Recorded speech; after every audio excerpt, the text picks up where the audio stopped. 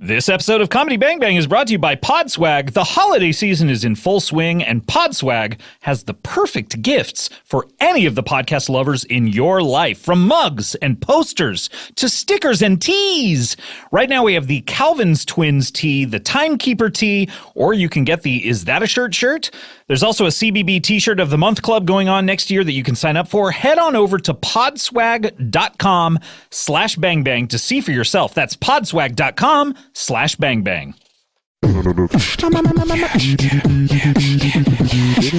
bang bang, comedy bang bang, comedy bang bang, comedy bang bang, comedy bang bang, comedy bang bang, comedy bang bang, comedy bang bang, comedy bang bang, comedy bang bang, comedy bang bang, comedy bang bang, comedy bang bang, comedy bang bang. Yonder, Fonda, beyond the pond there, you'll find a kinda unminded diner who's shy from Grindr cause in case her prying child her find her. Oh, God.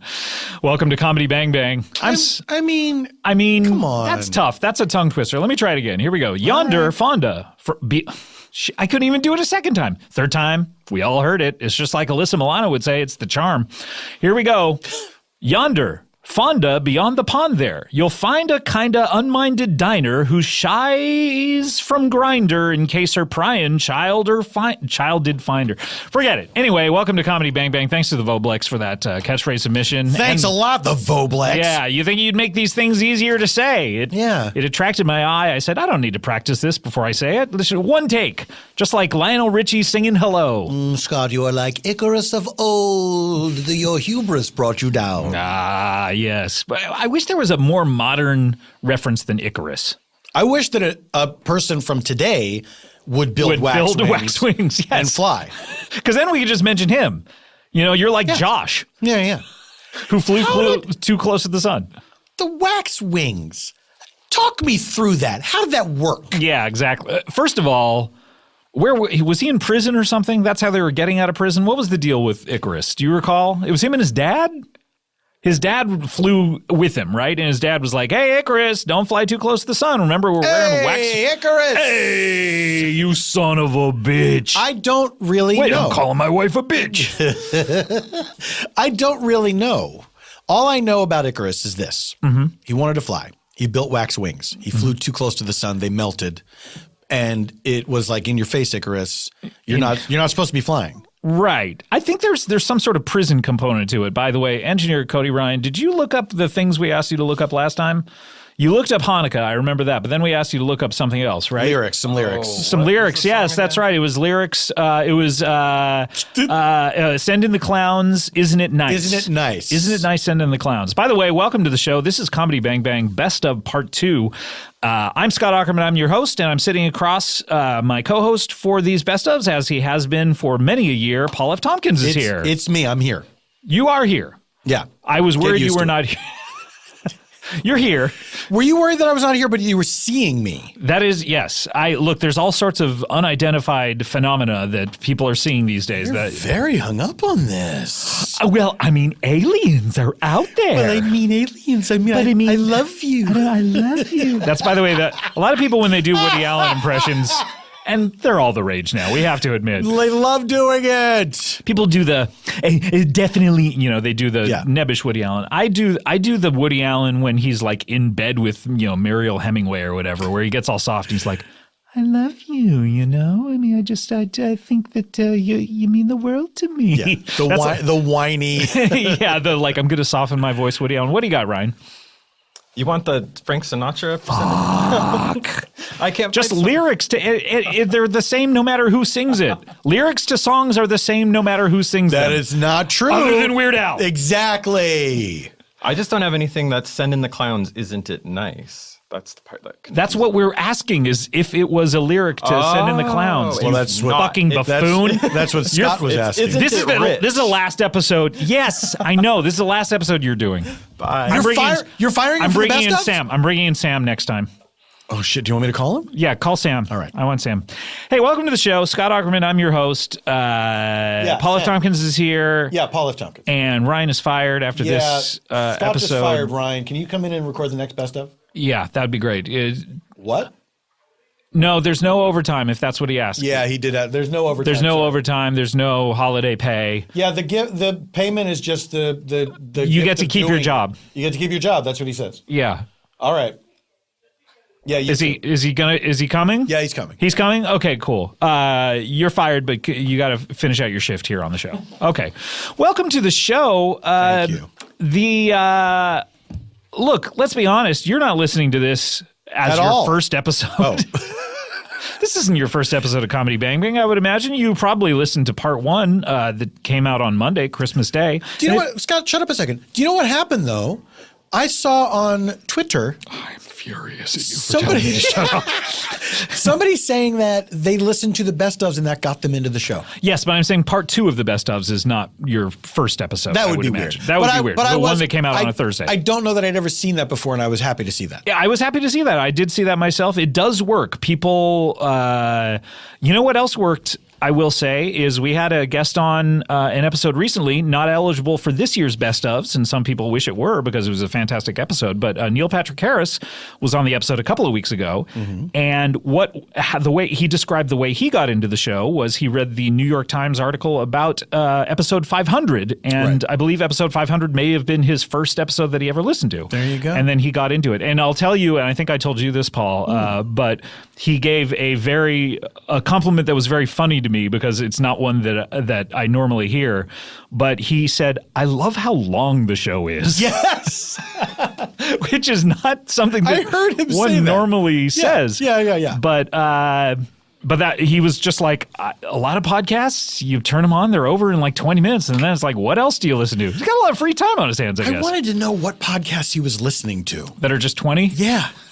I get what, like The Daily? Maybe it's something like that or something. I don't know. There's a lot of podcasts out there. Honestly, Paul, have you noticed now people like the New York Times or New York Magazine, now they are doing their best of podcasts lists, and they're all these highfalutin, Yes. these like, they all have to be educational. Exactly. You're not going to learn anything listening It's to a this bunch show. of NPR horse shit. Horse shit. They all sound exactly the same. Yes. With their measured voices, and they don't like to raise their voices above a whisper. But I wasn't satisfied. What he said didn't make sense. So I had to go back and ask somebody else. Like, that's my least favorite type of Yeah, the one host. where they sort of have a question mark at the end of Yeah, every... they have like a mystery that they're trying to solve. I wasn't satisfied. I had to answer more questions. So I went back and I asked questions. But why would he be there? And at that time? And how come he wasn't able to say why you didn't do this right? Now, Paul, there are, of course, people who are imitating the way that we do this show, I'm sure, just like constant yelling, blah, blah, blah. Well, that's most podcasts. That's most podcasts, Yeah. is people constantly Constant yelling to be heard. That's what you're going to get with this. There's nothing educational about our show. It's a bunch of fucking flim-flam and bullshit, but at least it's going to pass the time and it'll be fun for you. That's a good way to think of this show, right? Imagine if this podcast were in a box. That would be on the back of the box. Right. Yeah, look, it's a bunch of flim-flam. And bullshit. A bunch of bullshit. But at least it passes the time. And a lot of it, according to Neil Patrick Harris. That's right. I have to say that was thrilling to hear. And this show has people who are well known who like to listen to it. Yes. And some of them have asked to be on the show and have succeeded very well. And we may be hearing from some of those people in our countdown today. Oh. But it's always nice to hear that someone read about it, then listened to it, and then got it. Because usually you can get two of those. That's right. Someone will read about it, someone will listen to it, and usually it's the old turnoff after 5 minutes. So if you're listening, let's describe exactly what happens on this show. This is the show where we talk to interesting You've people. already established this is your first time listening to the show. Yeah, go back and listen to part one first. Yeah, but now let's recap what the show is. The show where we talk to interesting people, full stop. It's we hit upon it this year, and it's our tagline. I don't know that it's surviving into 2018. I'm sure people wish I would retire it. Like you're sick of saying it? Probably. That's a lot of what Comedy Bang Bang is me latching on to something and saying it until I get sick of it. But right. I will say not before the audience is sick of it. That's true. It's usually a good 2-month period Yeah. where people are like, okay, knock it off. I like the obstinacy of that.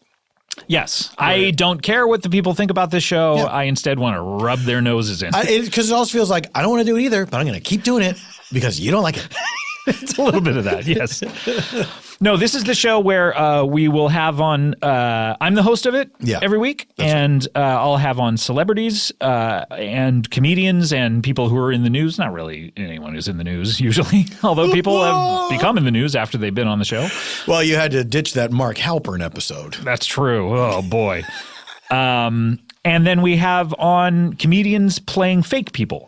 Sometimes they're doing impressions of real people, and sometimes they're doing people that they've constructed out of whole cloth. And Paul F. Tompkins is on the show. He's been on 11 times in the eligibility period of 2017. And he primarily, when he's on, he does characters. That means I missed a month. Yeah, that's true. That is interesting. Which one? I wonder which one you. I'll have to go back through the stats and figure out like what was your longest period that you didn't appear. Because look, I mean, people know I'm a regular. You're a regular. I'm You're in the regular rotation. and you have been ever since the beginning of the show. There are a lot of regulars who have been on since the early parts of the show. Yeah. And their appearances have dwindled to practically nothing. That's right.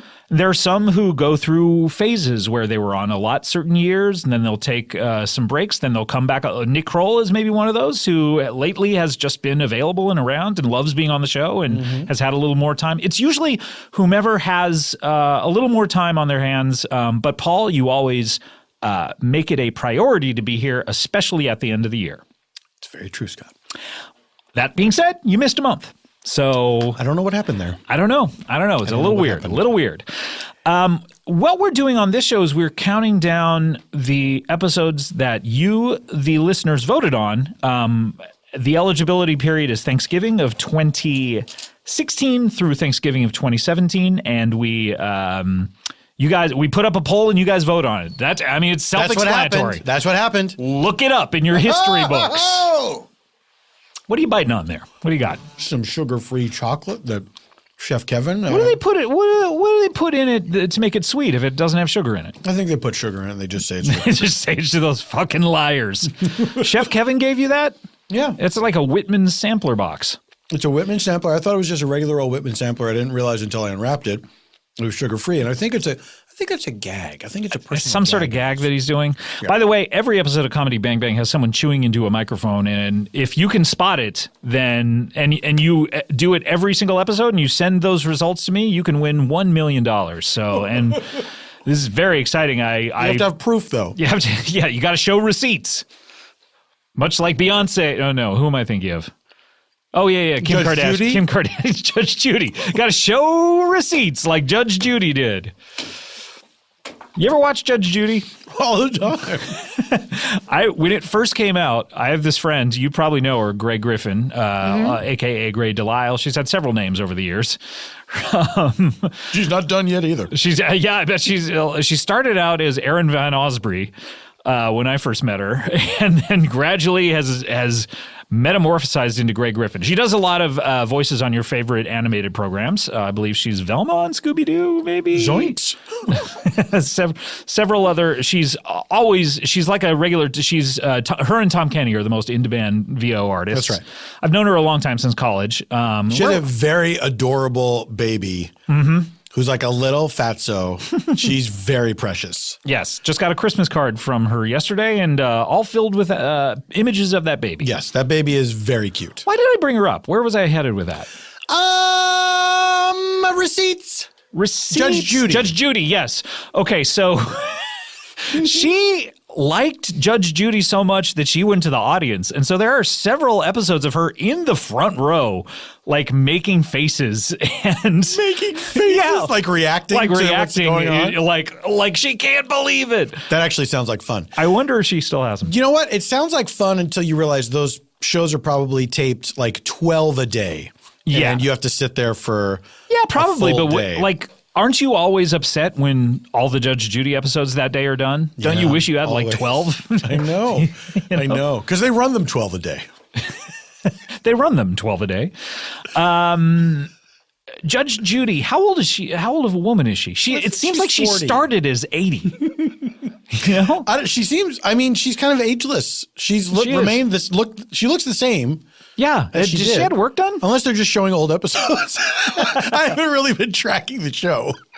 Do you think Judge Judy has any sort of vanity about her? Does she like, it'll sometimes surprise me the people that, look, let's be honest, it's obvious when people have work done. Unless it's not, and we're just like, that some people are so good at, but you would think the richest people in the world, like Tom Cruise and Sylvester Stallone, they'd have the kind that you couldn't be able to tell, but we can tell about them, right? I don't think Tom. Do you think Tom Cruise had work done? Yeah. Oh, honey, grow up. But I wonder if she has any kind of vanity about her, or if she's just like, fuck it. This is the way I am. I think she values truth above all. Right. Because she will often say Truth in appearance. truth in appearance. She will often say, "Don't piss on my leg and tell me that it's raining." When do you think that the first time that happened to her? Man, I think Was that's, she a young girl and someone was like, "Hey, check it out." I think there was probably a guy thought he could get away with it, and he started. Hey, shut up! It's just raining. He started pissing on. No, hold on. Here's what I think the scenario Yeah. was. Why don't you play the role of Judge Judy? Okay. And you're standing there. You're waiting for a bus. Let's say you're a young Okay. gal. And You're, is my bailiff on this bus? no. This is before you're a judge. Oh God. You're on your way to law school, as a matter of fact. My first Yes, day? It's your first day of law school. Oh, I can't wait to go to law school. You're waiting for the bus. That's exactly what you sound like. And then there's a man next to you, played by me. Okay, and do I know this man or is this a complete stranger? Just a complete stranger, but you don't even see me. Stranger yet. danger. You're not aware of me yet. Are you a ghost? Are you invisible? No, I'm just being unobtrusive. You're in the periphery, but But here's how I get your attention. Okay, got it. You feel something, a stream of liquid hitting your leg, your bare leg. Just my leg. Yes. And I'm wearing like a mini skirt to go to law school for the first day. Not a mini skirt. So, but not maybe a pencil skirt of some sort. Yeah, sure. Okay, Call great. it that. All right. I like to get into Not a the- maxi skirt. Not a maxi. No, it's not like a bridal gown either. It's not. It doesn't have a train. You're not wearing a bridal gown to take the bus to your first day of law school. What if I thought that was what appropriate for the first day of law school? Like, I don't know. Better wear a bridal gown just in case. I would think you wouldn't last long at law school. Probably not. It's not for you. Although if you could argue about why you wore it. Oh, well, then head of the class. So, Starring Howard Hesseman. oh, boy. Music by Tim Buck 3. So, you feel this stream of warm water Sure. on your leg. Yes, on warm water on the leg. You turn. And you smell the smell of urine, Yeah. one would presume. Sure. And I've had asparagus. So you turn, you see me urinating Right. on your leg. Right. Penis out, Penis out. flying proud. Yeah. At half mast, perhaps. Now you turn to me. What is your reaction at first? My reaction is probably, hey, dude, stop peeing on my leg. And I say, oh, it's raining. Okay. All right. I'll give you that. You believe me. I believe you. You, a young Judge Judy, believe me? Yeah, I believe you. Law student Judy? I believe you. Yeah, sure. Why not? Yeah, it's raining. It's raining. Okay, I But get you've it. seen the evidence of your eyes. I mean, I guess when I think about rain, it usually doesn't rain on your legs first. It's usually the head. No. That's very true. That's a tip-off. It's an absolute tip-off. By the way, with that title, "Don't Pee on My Leg," why is she normally title? Of her book? That's her book as well. That's the title of her book. Are you fucking kidding me? I'm not fucking kidding you. Is that true? Engineer Cody Ryan, could you please look up Judge Please Judy? look up Judge Judy Judge P. Judy book. Just Isn't it Judge nice? Judy P. And just whatever comes up, we'll watch. Image search. But no, do you think that it was softened to be like, instead of a human man peeing on a head, doesn't it make more sense that it would be head if it was raining? I don't know. Or was she changing it to a dog, like a dog pees on fire plugs and legs? And you think she was changing into a dog? Was she transforming into a dog? Like the Shaggy Wait, DA? Is Judge Judy like a Shaggy DA situation Is where Judge Judy under a curse? not a Chinese curse, Not a Chinese curse. but a Shaggy DA style curse? Yes. Where she changes into a dog sometimes in the middle of court? Yeah. Can you look that up, Engineer Cody Ryan? Is Judge Judy a Shaggy DA curse? And whatever comes up, we'll watch. Whatever happens to come up. We'll watch. Whatever it is. So I think you have a pretty good idea of what the show is from this, right? Yeah, you should. You should. If you're still listening. Okay, so let's get to it. What we're doing today, we've been counting down the top 16 episodes of 2017. Today we're going to count. We're going to listen to 12, 11, then we're going to crack the top 10 and get 10 and 9. And that's very exciting. And I gotta say, these are good 4 episodes we're going to be listening to here. So I'm very excited for you all. Finally. I really enjoyed the last ones, and these are a good 4. So I hope you're going to enjoy it. And we're going to be counting them down sequentially from the highest to lowest, countdown style. Right? That's how it goes. That's how it goes. That's how most countdowns go. Engineer Cody Ryan, could you look up countdown style? And we'll watch whatever comes up. We'll watch whatever comes up. If it's an hour-long program, we'll watch it. Whatever it happens to be. If it's an old episode of Countdown with Keith Olbermann, we'll watch it. We'll watch it, no matter what. Let's get to it. Let's get to your first episode on this countdown, and this is episode number 12. Number 1, 2. All right.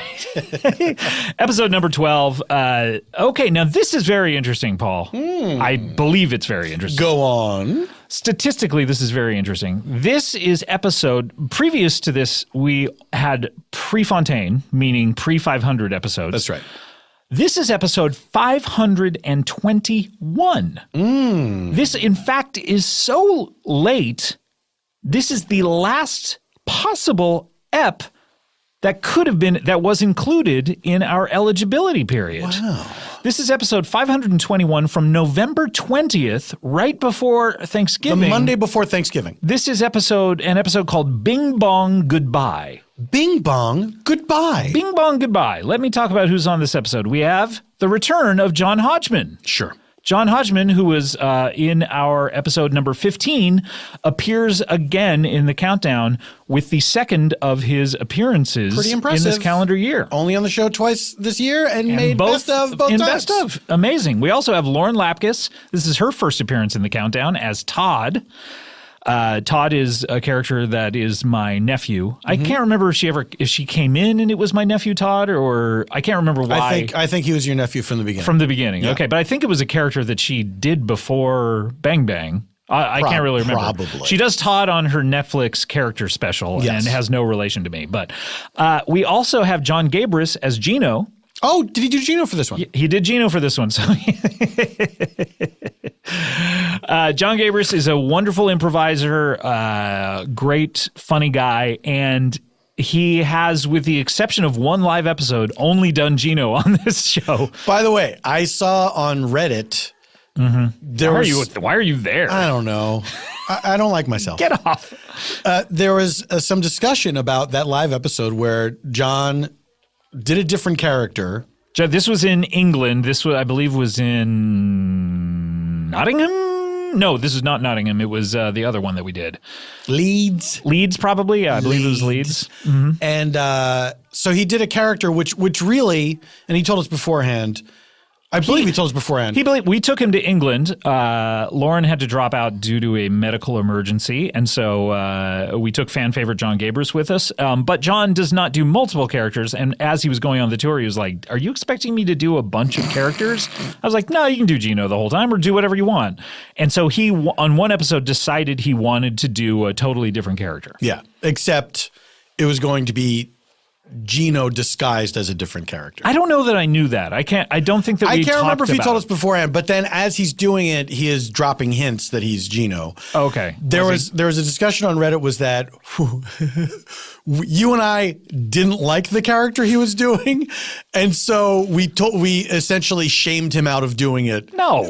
During the course of the show. No, it was great. It was funny. I remember that not being disappointed, but thinking that character could have been that character the whole show because it was really funny. It was hilarious. Yeah. Right. Yeah. Anyway, John primarily on this show does Gino, and almost exclusively. But Gino's such a funny, fun character, and audience favorite. This is we don't know if he'll appear in the countdown later, but he certainly after. I will say after a few years where he was consistently doing good work on episodes that were not voted in, it's a pleasure to see him on the countdown this year. That's right. We also have Darcy Carden, who people will know from The Good Place currently, where she plays Janet, fan favorite character there. She is on this episode playing the reprise of her character, Caroline Belinda Carlisle, who I think is a teacher. Although the teaching doesn't seem to come up all that much because we get very off track. Now, this is interesting because this episode, I remember when it came out, people were like, wow, this was like one of the best episodes this year, but it probably won't end up at the countdown because it's too recent. And I will say it was not even in contention for maybe the first half of voting. It was maybe around 20 or so. And this episode had a very late surge of a lot of people voting for it, shooting it all the way up to episode 12, and deservedly so. I think this is a really fun episode, so let's get to it.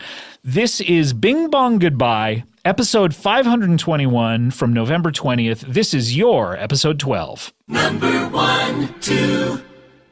Have the two of you met before, by the way, John and Gino over here? Gino and I have worked together before when I'm in town. Yes. I normally have a professional valet.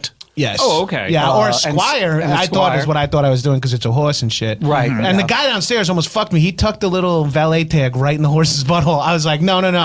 I know it has no wipers, but you cannot do this. Right. I was like, and why was that your first instinct? And you're so casual. Yeah. And don't you think the eyebrows are the wipers of a horse?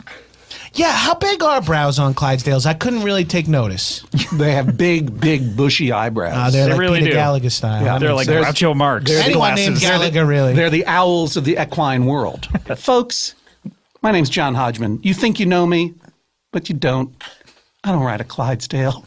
What? I'm a regular. That was a joke. Oh, fuck. Wait, there's an epilogue to this where you say you don't ride a Clydesdale? I'm a regular human being. Oh, that horse is dead, then. I'm just Oh, shit. That wasn't a Clydesdale. yeah. Oh, no. I've been fucking jamming oats down this thing's gullet the whole time. What the fuck was that you wrote in on? It was a Vespa. Oh, shit. Oh, shit. You've That been thing might jamming not- oats down. That thing might not run. Oh, no. Comedy Bang Bang, we're back here with our intern Gino, of course, and John Hodgman of television fame. Have you ever been in a movie? I have been in a movie. I Which was one? in Like one of those Guardians of the Galaxy things? Baby Mama. Oh, not Baby Driver, though. No, it was the prequel. Was that to you in Baby Driver? Yeah, that's they're wiping out. They're CGIing me, and instead of They Kevin should. Spacey Yes. Just for- take Kevin Spacey out of any movie and then put John Hodgman in. You're also one of the guys in Eyes Wide Shut that's just blocking some nudity, right? right. Yeah, I'm the nudity blocker in almost all Delta airplane versions of R-rated movies. You're just CGI sipping tea and saying exactly. platinum status. Diamond, thank you. Excuse me. 2000 to Diamond. Ooh, okay. 2000 Diamond. That should be a Neil Diamond song. Hey, sorry. Keep it down, please. Keep it down. No, Shut up. No. I'm doing a show. I need help with my homework. I can't help you with your homework. What are you even studying? I'm studying the Mayflower and shit. I don't know anything about the fucking Mayflower. I have to write a whole paper on So how write America it. was made. Write it. I don't give a I shit. can't. You're the one who's supposed to teach me everything. You're my father figure. What about your teacher figure? That's the person who's supposed to teach you everything. I'm supposed to come in with a full report. Or I'm gonna get in big trouble. Well, you should listen in class, young man. Shut up. Let's make Look. sure we leave all this in. I'm sorry, guys. This is my nephew Todd. He's staying with me. Oh, hey, Todd. I haven't seen you in a hot minute. How are you? You know. I'm sorry. I have to do it how my uncle says. Hello, Mr. Sir. How are you? Nice to see you. May I kiss your ring? Thank you, Todd. No, because it's a toe ring. I wouldn't recommend kissing it. Nasty. My fingers are too thin that can hold on to regular rings, even the smallest child size. Yeah, I was I have gonna a say. Claire's girl's belly button ring on my big toe right now. Oh my gosh, you got that at Claire's? I have a friend who works at Claire's. You do? Yeah, my friend Tracy. Yeah, he's friends with a teenager. He's a little freak, and he won't even hang out with me though. He hangs out with teenage girls all the time. Shut up, Todd. No way. You are disrespectful. Well, can you just tell me one fact about America and the Mayflower and Pilgrims and Indians, just so I can have something to start my paper with? I know that we didn't land on Plymouth Rock, but Plymouth Rock landed on us. Yeah, can you incorporate What? that somehow? Doesn't make sense. A rock landed on us? Yeah, I think it's metaphorical. They had buckles on their baseball hats. All right, I'm putting that in. They like to cinch him up real tight. Fine, I'm putting that in. Put that hey, in. mister, excuse me, sir. Yeah. Hi, nice to meet you, sir. May I do you kiss do? your ring? That would be inappropriate. My uncle said I have to do it to every man I meet. Well, I don't want to have my face erased from every movie, so please stay over there. Okay, whatever. Do It's already been erased from all but one. It's true. Well, wait, I was also in Pitch Perfect too, Oh, sorry, that's right. I forgot. and I think they're going to CG me in for Pitch Perfect. CGMI. CGMI. They're going to CGI me in. Just my eye. Just blinking on Elizabeth Banks' forehead. CGI. right in Pitch Perfect. Are you 3. Irish? That's right. They're gonna CG me eye into every movie. Yarg, they CG'd me. I'm not Irish, but I am from New England, so I do know Wait. quite a bit about Massachusetts and. Yeah, John, this is my nephew Todd. Hi, Hi, my how are you? uncle locks me in a closet every night. That's fine, That's right? something I need to report. He makes me sleep in the. It's he just makes, discipline. he makes Okay. me sleep standing up in the closet, and then as a reward, I get to sleep in the tub Oh, a you- reward for what? for being good for a week. If you can okay. sleep standing up, then you can sleep anywhere. I'm training you. That's Yeah. true. For what? What exactly? Once he gets in the military. Okay, that's true. They do have him sleeping standing up. This seems now. like the kind of sick fuck that should go right into the military. I don't want to go in the military. I'm sorry, but the minute you're 18, how old are you again, by the way? Oh, middle school. Right. You can't jerk off in the military. You get in trouble. I'm sorry, but Just like that's, jail. they put you in jerk off jail. Oh, you can jerk off in jail. Jerk off JOJ. jail sounds pretty good. I did 8 hours in a drunk tank, and they let me jack off like 15 times. Someone just let kept you. Yeah. Well, you- well, they made me jerk off 10 times, and they let me do 5 more. Well, you would. As a tip. Oh, well, you said WOU. Oh, I almost Yeah, came. homonyms don't count. Oh yeah, hominin. I'm sorry. No homo. Understand. I almost came, but then it stopped. Oh, that's the worst. You got to get that one out. That'll go toxic. You haven't gone through puberty yet. Squeeze. Oh. Yep, just pull it out like toothpaste. Do you still have? John. I don't know. I'm if you, officially distancing myself from this entire conversation. I don't know if you know this about Todd, but No, Todd, I don't know anything about Todd. Todd wished himself big. Oh yeah, well, I found a Zoltar machine. I wished myself big, and I got big for a little bit, but then I got back to small, and my dick stayed big. Oh no, really? Yeah, Wow. it's pretty lucky, I That- guess. So yeah. So Todd- you're aging into your own penis now, Yeah. right? yeah, Yeah. every day a little bit older, other than that penis. Right. Yeah, Does your penis also age? So you'll have an old man's penis when it's you're in your honestly 20s? really wrinkled already. Well, no, it's got to get hard, and then it. It smooths it He's out. always trying to teach me this. Right now it looks wrinkled, but then it gets hard, he says. Just give it a chance, he says. Look at this video, he says. Todd, I'm going to make a quick call. No, John, No, I I need you. just- I need you. You were saying you're from Massachusetts. I really feel like I need to call someone right No, no, now. Oh, my no. mommy, she abandoned me. Yeah, my sister. Where is She she? just doesn't even care.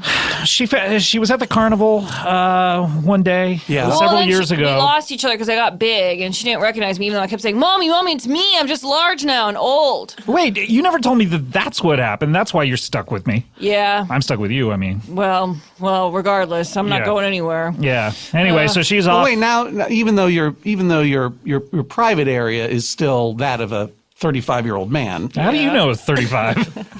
He's you seen the film expecting it? Big. I'm just taking it. That's just a statistically correct guess. Okay. But 18 now to you 35. look like a child. You could go thanks. back to your mom now. She would recognize you. No, Why? well, my Uncle Scott, he claims that I'm being captured or being forced to stay with him, but he's captured me. He kept me there. He really wants me there, I guess. She left no forwarding contact info. Yeah, well, I guess you just really love me so much is what it really is. I love you like we all love our families at Thanksgiving, right? I mean, that's What? coming up, right? How do you love him at Thanksgiving? You know, you're forced to be around him. Oh, come on. We've had great times. All the movie nights. I We wouldn't watch call his those favorite movie movie nights. over and over again. It's a weird one. Wait, how do What's you? his favorite movie? Cocoon. What? He begs me to watch It would it. be kind of the It would be opposite. weirder if it were Cocoon 2 and he'd never seen the first one. I love those old people acting like youngsters. Oh, He it makes gets- me Yeah, because he your gets nephew's the opposite. Yeah, He gets up in front of the TV and dances around and acts out all the parts. That's right. I do the Wilford Brimley do the- diving in the cannonball Do pool. the Don Amici breakdance right now. Oh, here we I go. dare you. Oh my God! Oh wow! Holy moly! Whoa! You do have an Amici-like quality to you. Amici-like. physically. Have you guys tried? That's Amici. Have you guys tried getting Todd's genitals into a cocoon type situation to He de-age did it put my down? genitals in a cocoon. Right. And then it He came out wrapped as a it- butterfly? Yeah. No, I wrapped. He wrapped it in toilet paper that was wet. He I said did it that was because you were always taking them out and showing them to people. taking what out? Your genitals. You're not Oh, supposed to do them, that. you Your said. Jennies. We pluralize it, as an adult. Like Jenny's? Yeah. Whip out your Jennies. Whip out your 867-5309s. That's what he says. And then I have to sing 867-5309 while I wing it around. I just felt it hit the table leg. Did the knowledge of that song come with your supernatural getting big? Did you I've never did you heard the absorb song. all of the middle age culture that comes No. with being a weird dad? I've only heard it from him singing it. That's how he wakes up every morning. 867. Well, it's 8 o'clock, and it reminds me of it. I wake up at 8 o'clock. How Is am I that to too write late? this paper? I'm going to be in so much trouble. Yeah, John, what facts do you have? You're from Massachusetts. So what are you studying? The Mayflower? I got to tell my teacher how America started. She Okay. doesn't know. Well, first of all, we didn't land at Plymouth Rock. Plymouth Rock landed on us. Wait a second. That's what The I United know, States was started by a meteor strike. But what about all the Indians and Pilgrims? They were never there. Native Americans. Yeah. The Pilgrims were the first ones here. There were never any Native Americans here. So who No, were the that's original not Americans? true. We killed them all. Wait, what? Yeah. I'm writing this all down with Here's no what- context. Here's what happened. A bunch of white people came, saw something that someone else had owned. They said, this is ours now. We're big bullies. Here's some blankets, smallpox. We're going to form some states. Let's get some slavery in here. You could also use this exact essay if your teacher ever asked you about rock and roll. Yeah, exactly. Yeah. Right. And if they ever asked me about my life with Uncle Scott, he kidnapped me, stole my Gave land, you smallpox blankets. wrapped me in smallpox blankets. Yeah, I have to You toughen gave you him up. Manhattan for $32. Missouri wanted to come in as a slave state, so the guys running it were like, we don't want to expand slavery because slavery is a human crime. So what we'll do to make it morally acceptable is we'll admit a free state as well. Yeah, they had a lot of good ideas. That's how Maine became a state. After that, it's all Newhart and shit. Can you just write my paper for me? You wrote a book. Yeah, do you mind writing the? Yeah. I thought you were writing all that down on the dry erase board. Of course I was, but Okay. You didn't how long- erase John's other book. All right, idea, here's what did you want to do. Oh shit, I did. What was your other book idea? Do you remember? It was all about becoming Diamond Delta Medallion. I mean, Delta Diamond Medallion. DDM. CG me. CG me. I have a cargo card for flying. They put me in the bottom with all the puppies. Well, it's cheaper. I'm last sorry. time I had but- to go dookie in a puppy cage. Yeah, well, I'm sorry that you had to be in there with You're that. It's lucky you just don't- cheaper. I don't have the money to, buy you a plane ticket. Where We did can- we even go? You never let me be unblindfolded on your whole trip. Well, it's not a blindfold. It's that doggy costume that I make you wear. So that we can get you down there. You got to get Todd registered as a service animal because then you can I was fly gonna them say, under the seat. yeah, exactly. Just go online, get a phony psychiatrist To the tell you- Universal Life Church? That's right. We went somewhere warm, and you were sitting by water. I could hear it moving, and you had me at your feet the whole time. And you kept saying, more mocha lattes, please, and had all these people fanning you. That's what I like to drink on vacation is mocha lattes. Nothing like getting out in the sun by the pool and smashing down some chocolate lattes. It's just diarrhea, chocolate latte. diarrhea juice. He likes to know what it's going to look like coming out. So he only eats stuff that looks the same as poop. I'll have another bowl of peanut butter and chocolate pudding stirred up. Well, I don't know Just how like you Bob guys Marley should- would say. the land of Irie. Well, Oprah once said, a good poop looks like a brown banana. she also said people fart 14 times a day. I don't know what she's talking about half the time. She really I get all my 14 out first thing in the morning. That's my move. Yeah. Yeah, then you're not bothered for the rest Yeah, of the then day. I don't have to worry about farting on the plane, train, or Right. automobile. I like to take my time with it and use it when I feel like it to punctuate. Oh, that was clutch. You got What- your ass to that microphone fast. What number is that for you today? Todd just completely spun like the hour John hand. Hodgman Like- spinning yeah, around exactly, in his chair. right, Yeah, but the other axes. Doing a Dennis Miller spin, but the Yeah. other way around. It was almost like Superman trying to turn back And time. I am out of here. If I could turn back time. Another one. It's That's how Scott falls asleep. I want to remember what I did the night before. Share down, Jenny up, baby. Well, look, help her out with this while we get to our next guest. Who? Him. You're I like such I like to emasculate you. It's not fair. Look at this. Holy shit! No, that's well over 35 years old. That thing. It's heavy. Good God, yeah, it's Feel heavy. the weight. It's How old mostly am I? balls. You got Guess to how old be I 50, am. 60, possibly a gym teacher. It gets heavier as you get older, right? Oh, it gets way heavier. They say lead accumulates in your scrotum. Cool. To protect you from radiation, but it also has side effects of being pretty heavy because lead's one of the densest materials. But Superman can't see through it, so Right, so you it's got that ideal. going for you. Protect your sperm from Superman's eyesight. Right. Because he can count them from a distance, and that's the last thing you want. From But a those distance. That's how Uncle Scott eats Scott lunch. thinks when he eats lunch. From a distance. I like to keep my lunch on the other end of the table. Good and clean. As he watches and the Postmates sun track looked delivery. down and white. Well, look, God is watching us. Todd. God is watching Todd, us. stop singing. God is watching us. Todd, shut the fuck up. From a distance. We got to get to our next guest. Todd. Sorry. Are you going to be a good little boy? Yeah, Daddy. Okay. We need to get to our next guest. This is very exciting, and we don't often get a guest of this caliber. All right, I know we have John Hodgman on. He's an author. Been in two movies, but this is exciting. Okay. All right, be on your best behavior, please. I'm putting on my bow tie. Okay, thank you so much. All I right. was also in movie 43. I played the Penguin. Oh, in the I Batman think. sequence. Just let's not. Let's just stay. We'll leave that part out No, too. you don't. I shouldn't be on my IMDb page. You don't have to bring it up. Well, it's like, because my wife's joining me on the book tour, and I'm going to have her introduce me tomorrow. So I was going to have her say Yeah. that from movie 43. from movie 43. What if movie that was the 43 is only awesome. credit? You know, you get. you only know him from movie 43. Yeah, that's right. That's how she knows you? That's how we met. That's how we met, actually. She was craft services on movies 1 through 42. Yeah. It was at the premiere of movie 43, and she was the other person there. So we quickly fell in love and became married. I love a good meet cute. That's right. And cute meat. Yummy, meat cute. Yeah. Oh, well, don't speak. You can't say yeah. after Don't cute speak? meat. Is that what you Yeah. said? Don't speak. I know just what you think. That's what I sing when I put you to bed. All right, let's get to our next Oh, what guest. you're thinking? Good night. That's terrifying. I don't want him to jerk off like he's in the army. Army rules, no jerking Army off. rules at my house. Sleep standing up, That's no why I jerking gotta keep off. doing it in secret, and it's getting bad. Where have you been doing it? I can't say.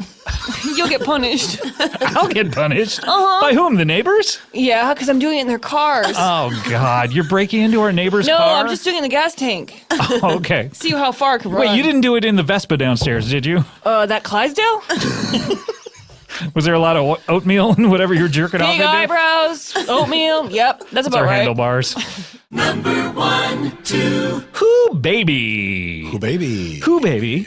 Who baby? Who baby? What baby? What child is this? Who baby is this? Who baby is this? Baby. Well, that was a fun clip. I enjoyed that show. That's and very recent. Normally the people, I mean, we've talked about it on the show. Look, We've talked about this before. people vote for the recent episodes a lot of times because they're fresher in the minds. But that said, when they're this fresh, people say, I don't have enough distance from it. Maybe I shouldn't vote for it. But this I'm one, still feeling the effects of it. people loved it so much. It's just from a month ago, and it's number 12 on our countdown. I mean, that's crazy. How long is the voting period? About a month. About a month. About a month. About a month. About a month. About a month. And good for John Hodgman. Always great. He's been on the show several times, but never been in our top, our countdown, I believe. So it's great that he has 2 episodes. He's made the worst ofs many times. Yep. This is the first Just time. in he's- friendship as well. Oh, yeah. Worst friend Yeah. of 2017. When we do the Council of Friends meeting Yep. every year, We all have to find our hoods. And that, to me, since we're only doing it once a year, I'm always like, where did I put my hood, honey? I know. Just put it in the closet with the winter coats. I know, but, it's easy for you to say. It is. But then I just said it. But then I toss it off the minute we get back from our Council of Friends meeting, and then I don't remember where I put it. Well, you gotta. It's like your play clothes versus your school clothes. That's true. Come home, you fold When up I your come school home from clothes the play neatly. that I was in. That's right. I'm playing Hamlet. That's right. I put my pontoons away. And you come home to get homeschooled. Pontoons. Is that something? No. No, what am well, I thinking I mean, of? it is something, but it's Right, not something you wear. What am I thinking of? I'm thinking of those like Pantaloons? Well, yeah, I guess that's probably. But what am I thinking of with the flowy, like bulbous, The puffy shorts? Yeah, the puffy shorts. I think those are pantaloons. Are those pantaloons? Great. Pantalons? Pantalons. Speaking of pantalons, it's time. Oh, I got nothing. there's no way. I quite often start a segue and I can get it in the middle, but that one Not is this tough. time. You That looked was at me tough. in fear. That was a tough one.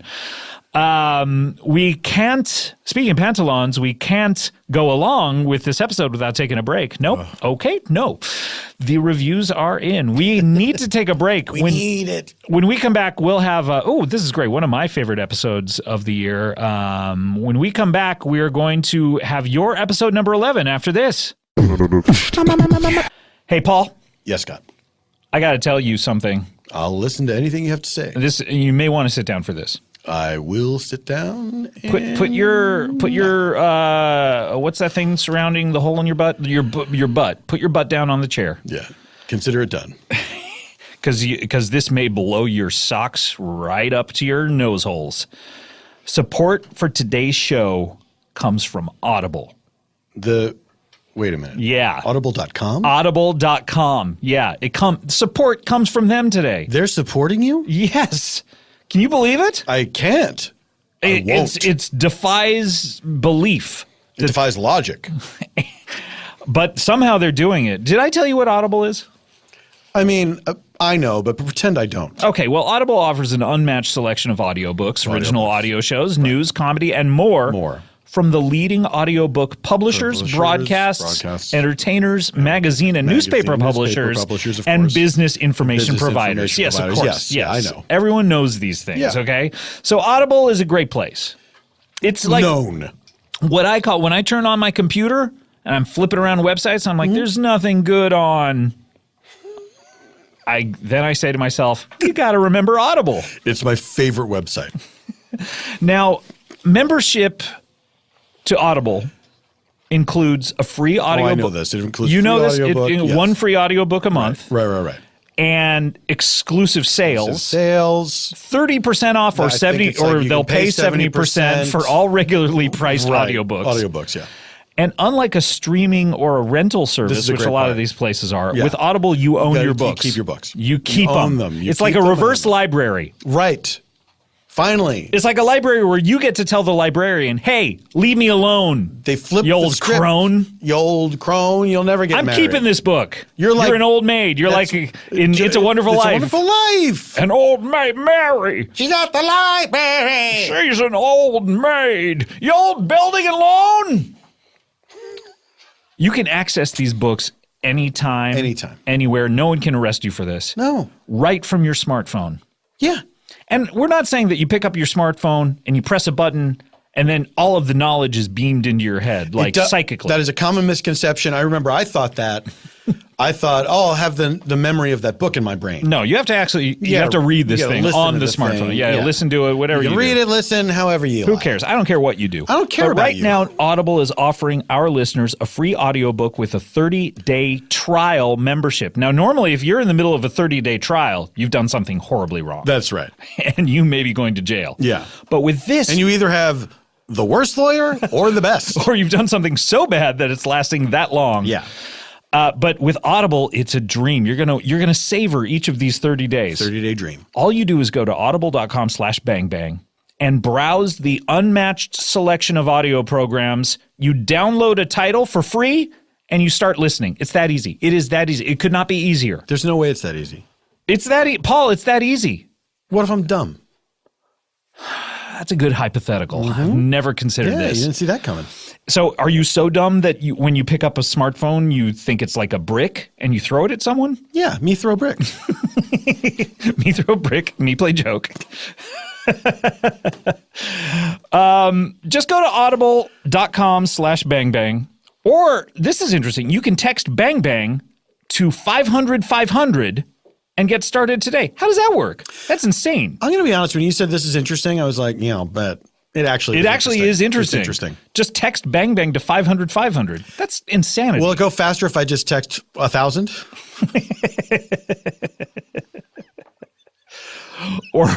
or 10. That's another way to add them all up. The 5 plus 5 plus 0 plus 0 plus 0 plus 0. You got me. Numerology. Just one. Get rid of that 0 and the 10. Yep. Give your book recommendations. Oh, sorry. No, this is what they're asking me to do. Okay, Scott, any books you can recommend? As always, the Bible. It's the only book you'll ever need. Only book you need. It's a ton of books inside a giant book. If you want to hear what people spake, you gotta check out the Bible. And that girl, my girl Ruth. Oh, my girl dang. Oh, dang. How about that song Solomon, my favorite song? Oh, dang. If you want to figure out what's going to happen in 2018, Revelations. Dang. You can use, go to Audible. You can use. Where did that come from? I don't know. I'm trying to figure out You can use your computer to go to audible.com. Sure. Hey, you saved it. Thank you. Go to audible.com/bangbang or text bangbang to 500-500 to get a free audiobook with a 30-day trial today. Audible. Listen to your books. Comedy Bang Bang. Comedy Bang Bang. Comedy Bang Bang. Comedy Bang Bang. No, it's not the beginning of the show. That's not Reggie Watts. You got tricked, you idiot. You dumb motherfucker. I hate you. Good Reggie Watts impression, though, you have to admit. Thank you. No, I was talking to myself and saying you have to admit. So welcome back to the countdown. We're counting down the top episodes of the year. Paul F. Tompkins and I. Yeah. And we just heard from Bing Bong Goodbye, the first episodes of Lauren Lapkus and John Gabers on the countdown. And now we are going to go to a great episode. I was very excited to record this. This is your episode number 11. Number 11. This one goes to 11. Yes, thank you, Nigel St. Nigel Tufnell. Tufnell. Is that what it was? Who's the Gibbons Saint? David St. Hubbins. Gibbons Saint Gibbons. Not Gibbon. What?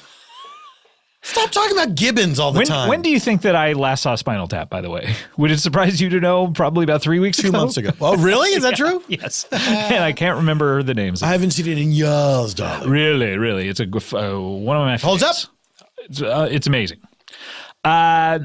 Okay. Did I say number 11 Yeah, yet? you did, man. Oh, okay. So we got talking about Spinal Tap. Okay. They fuck you at the drive-thru. That's another movie I just watched. Okay. Why did you watch that? 2 separate projects. I watched Spinal Tap for one project, and I watched Lethal Weapon 2 for another. Wow. This is an episode that I was very excited to record. This is episode 514 from October 16, a month before the last episode that we just heard a clip from. This is an episode called The Calvin's Twins Return. Oh, sure. Now, 3.5 years ago. Can you imagine? Can you even imagine a world where it was 3.5 years ago? I don't even. I mean, there are babies who are younger than this episode. Yeah, we're 3.5 years in the future now. There are babies who have babies younger than this episode. There are grandchildren being born every day. Now, you may be wondering why, and please give us a grandson. Please. Would it kill you to give us one grandson? When are you going to give us a grandson? Make it a masculine child. You may wonder, hey, this is the best of 2017. Why are you bringing it up 3.5 years ago? Well, 3.5 years ago, we recorded, in my opinion, a classic Comedy Bang Bang episode.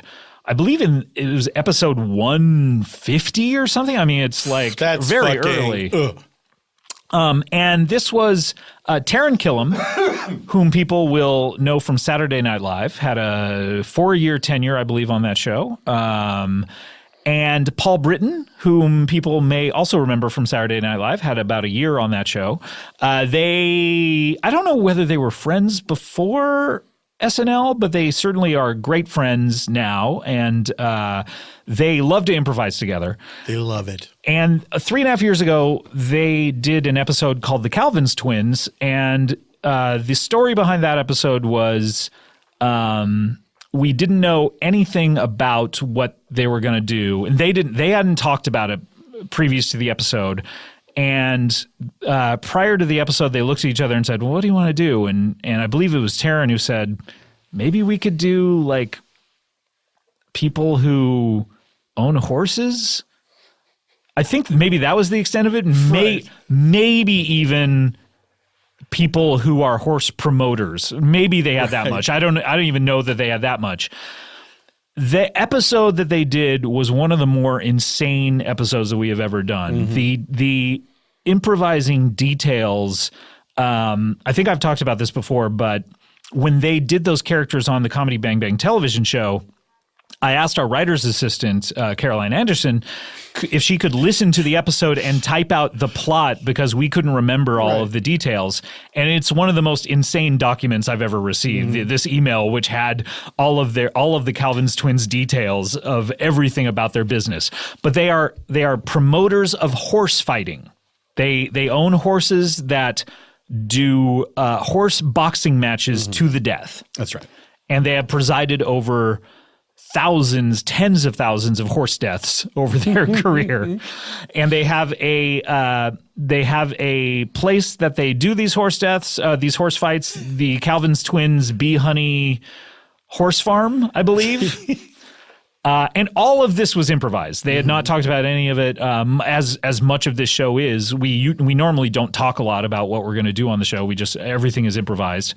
And this was one of the more fun episodes that we've done. Now hold on a second. Yeah. What you were describing was the first time that was the first one, 3.5 years ago. Yes. So they're playing the same characters coming back. One would think that it was so popular we would do at least one a year or something. But for some reason, we've never done a sequel to it. Taran had a film coming out this last October. Killing Gunther. And so I asked him, hey, do you want to do an episode? And what if we did a sequel to this? And it was as easy as just asking that. They said yes. And Taran said, hey, could we also have Ryan Gaul, whom we all heard. Killing Gunther. Also, because he's in Killing Gunther, we could have Ryan Gaul being a rival horse promoter. So that was all that we talked about before the episode, and it again became one of the crazier episodes that we've ever done. So let's hear, this is just a clip of it. I recommend you go back and listen to the entire episode because it's a delight the entire time. This is your episode number 11. This is the Calvin's Twins Return. Number one. Welcome back to the show, guys. Oh, Thank you for having. Pleasure to be here. I'm feeling tickled, pickled, rickled, and Stickled. and Jack McNichol. Oh, I didn't see that one coming. so you feel Don Rickled as well as Jack? Well, I'm jabbering and gibbering and burning and zinging and zapping. And before we get to all that, I brought you a fresh jug of Calvin Twins beef farm horse fighting field honey. Oh my God! Oh, Put that on your toast. That is heavy. My You goodness. put that right there on your toast. That's a 5-gallon jug of honey. Is this a lifetime supply? Would you say? That sounds like a sad lifetime if you only go through 5 gallons. You better be scooping handfuls by the end of this episode. Okay, I apologize. Drink guys. it down. Coat the throat. Okay, certainly. I have been known to get a touch of laryngitis here and there, so I appreciate Sure. this. Oh, that'll take You care of using it your right pipe? quick. You using your pipes for a living. Yes, exactly. Talking on this podcast. And I use my pipes at home as well whenever I take big shits. So that's. Can I pour it down there, and will it help with that? Please put it in your bottom. Yeah. It declogs, I guess trick trogs, flip flogs, sits on logs, hops round frogs. This honey will take care of everything. It's interesting that All purpose. Yes, it's interesting that frogs sit on logs. Is it? Yes. I mean, that's very convenient. It's true. It's like Yeah. humans should sit on boomage. Yeah. If you like a soft rice. Humans.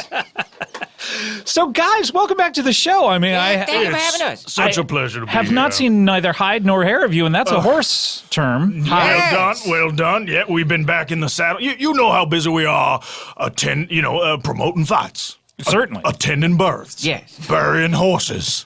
That's right. That's right. Last time you were on the Getting show. horses out of the dead horse freezer. Because we have a backlog. Yeah. I mean, it's gotten so complicated because now there's a thawing process. Before Right. we would bury the horses straight out the freezer. Right. And they were freezing the ground. They were killing the crops. Oh, I see. And it's The a crops touch. were getting frozen from underneath. I see, because due to the just giant block of frozen dead horse. Yeah. Frozen blood, horse blood. Yeah, let me- seeping into the manure. Let me explain exactly what these guys do.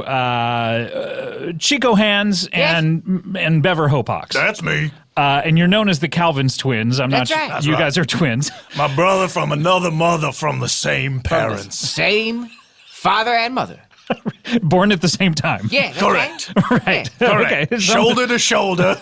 Shoulder to shoulder. Shoulder to shoulder, right out of mama. We Wait. came out sidewise like Yeah. a Red Rover. Yeah, how did you guys fit? Let's just say our manners came late to us because from day one it was me first, me first, me first, and we just muscled and shouldered our way out Came of out that the same lady time. hole. That's right, came out the same time. We do everything together. Yeah, that must have been very painful for your mother. Oh, she Killed- complained. She No, wait. complained. Killed her spirit. Killed her spirit and her sex life. And what about her body? Her body stayed around. Affected, She stayed passed.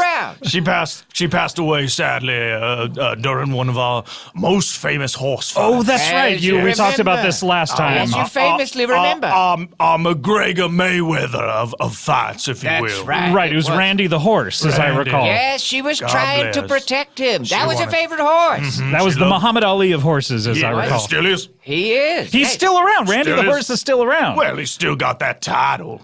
Yeah. Oh, okay. The Muhammad Ali of nobody- horses. yeah, there's no I didn't real realize that was an Muhammad Ali. actual title. Yes. It is a title, yes. Okay, wow. That's That's how like we branded him. Muhammad Ali was the Randy the horse of guys.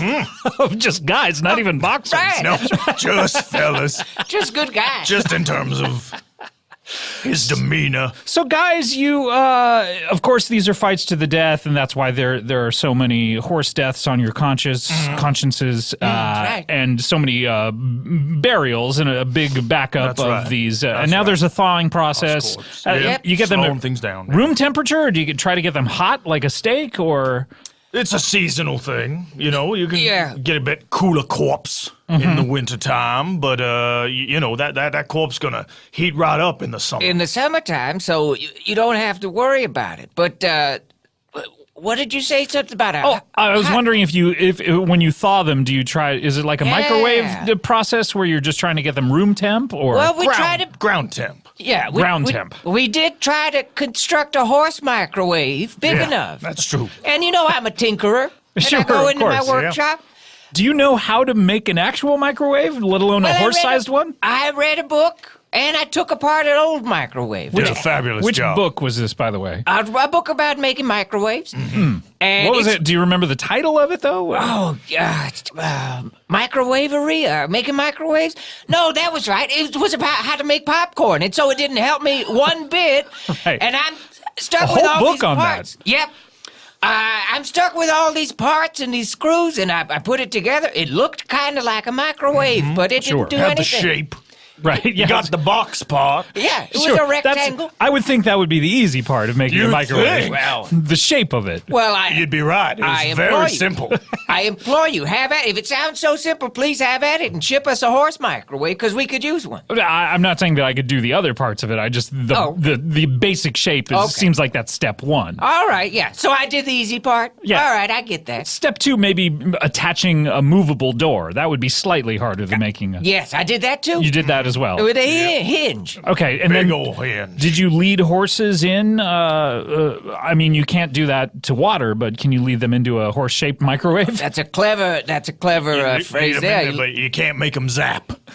That's You right. can lead a horse to an oversized microwave, but you can't make them zap. Can't make them zap. You can't nuke them. Especially if it's not functional. Yeah. Well, also, you can't make them zap because the buttons are on the outside. Yeah. So you lead a horse to a microwave, an oversized microwave. You can't make them zap. They're Right. inside the microwave. That's right. Also, you forgot the part where we weren't trying to cook live horses. Nah, we were just thaw. reheating, thawing frozen dead horses. We're not. I did forget that. Yeah. We're you not missed that cruel. Yeah, we're not monsters over here. Have you ever thought about making a giant microwave, oversized Yes. microwave with buttons on the inside so people could go in there and cook themselves? Oh. People, horses, whatever you want. Wow. No. Like that might be if there were ever a horse who wanted to forfit a match instead of being killed, you could say you can forfeit, but you'll have to go inside the You'll microwave. have and to he go in- enter a 4-digit code. Right. And Yes. make your peace with Like horse guard. 6969 maybe. That's a good one.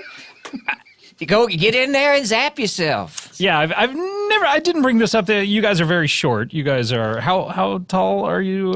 You're About 4'9" in lifts. That's right. yeah, and how big are the lifts? Well, look Look at them. Oh my, those are giant. Yeah. So you guys are about half a jockey apiece. Yeah, these are G's. I was a jockey myself. That was Right. I performed in one race. Mm-hmm. The horse let me down, and I swear I'll kill you, horse. Yeah. Wait, so this has all been a revenge play? In some ways. No, that was just the racing horse. Okay. But it was the spark of an idea. It was Oh, my the spark to the flame. Yeah. You guys are so short, in fact, that you would have to get on each other's shoulders and put like a mini trench coat around each other just to like audition for the movie Willow. We did.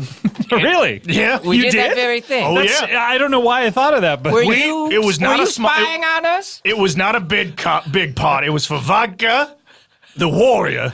I don't know if you remember. I don't remember. No. They went ethnic.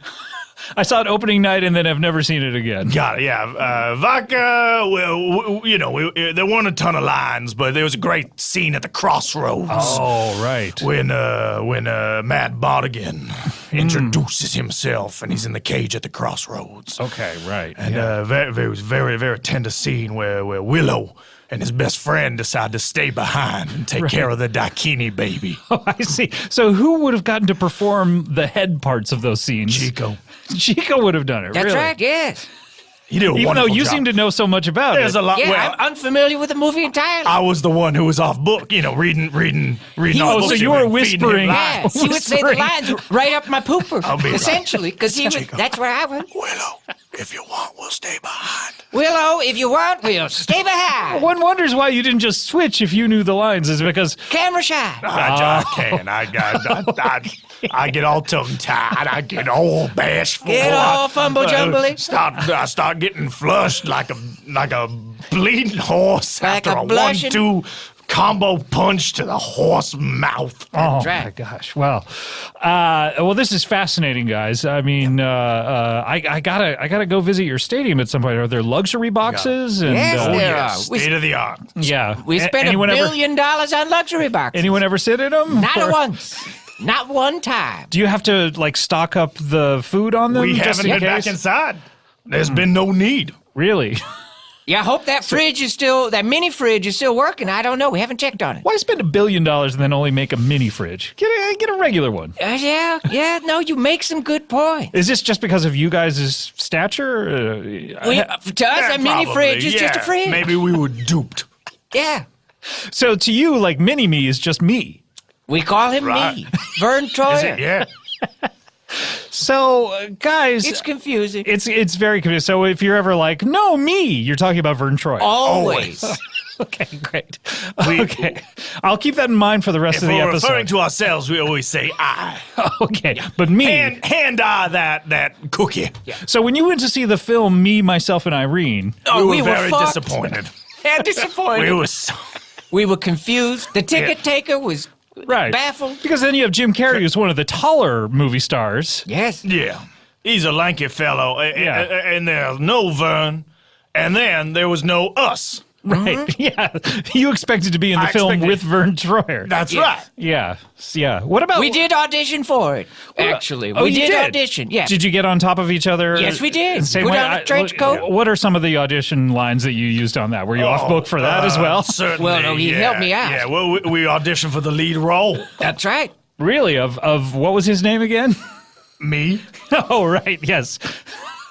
So you were surprised. You auditioned for it, but when you saw it, you were surprised that Vern Troyer did not get the role. You didn't know make what? sense You to get us. again. Yeah, I get all caught up, and the opportunity Yeah. presents itself, and I wasn't thinking straight. But I can imagine you left the audition just saying, "Well, I assume Vern Troyer will get this role." We he's got assume it that in the every bag. time, yeah. Do you audition a lot? You've been on 2 auditions just in passing anecdotally. Yeah, not as much as we used to. yeah. Not too frequently. Right.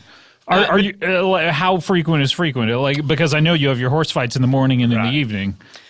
Yeah, so we don't much get an opportunity. We don't much have the time for it. It's been a number of years actually since since an audition. We would sort of set time aside in the year. Yeah. We'd give ourselves a couple months around pilot season. Okay, right. Set up shop at the Oakwood apartment.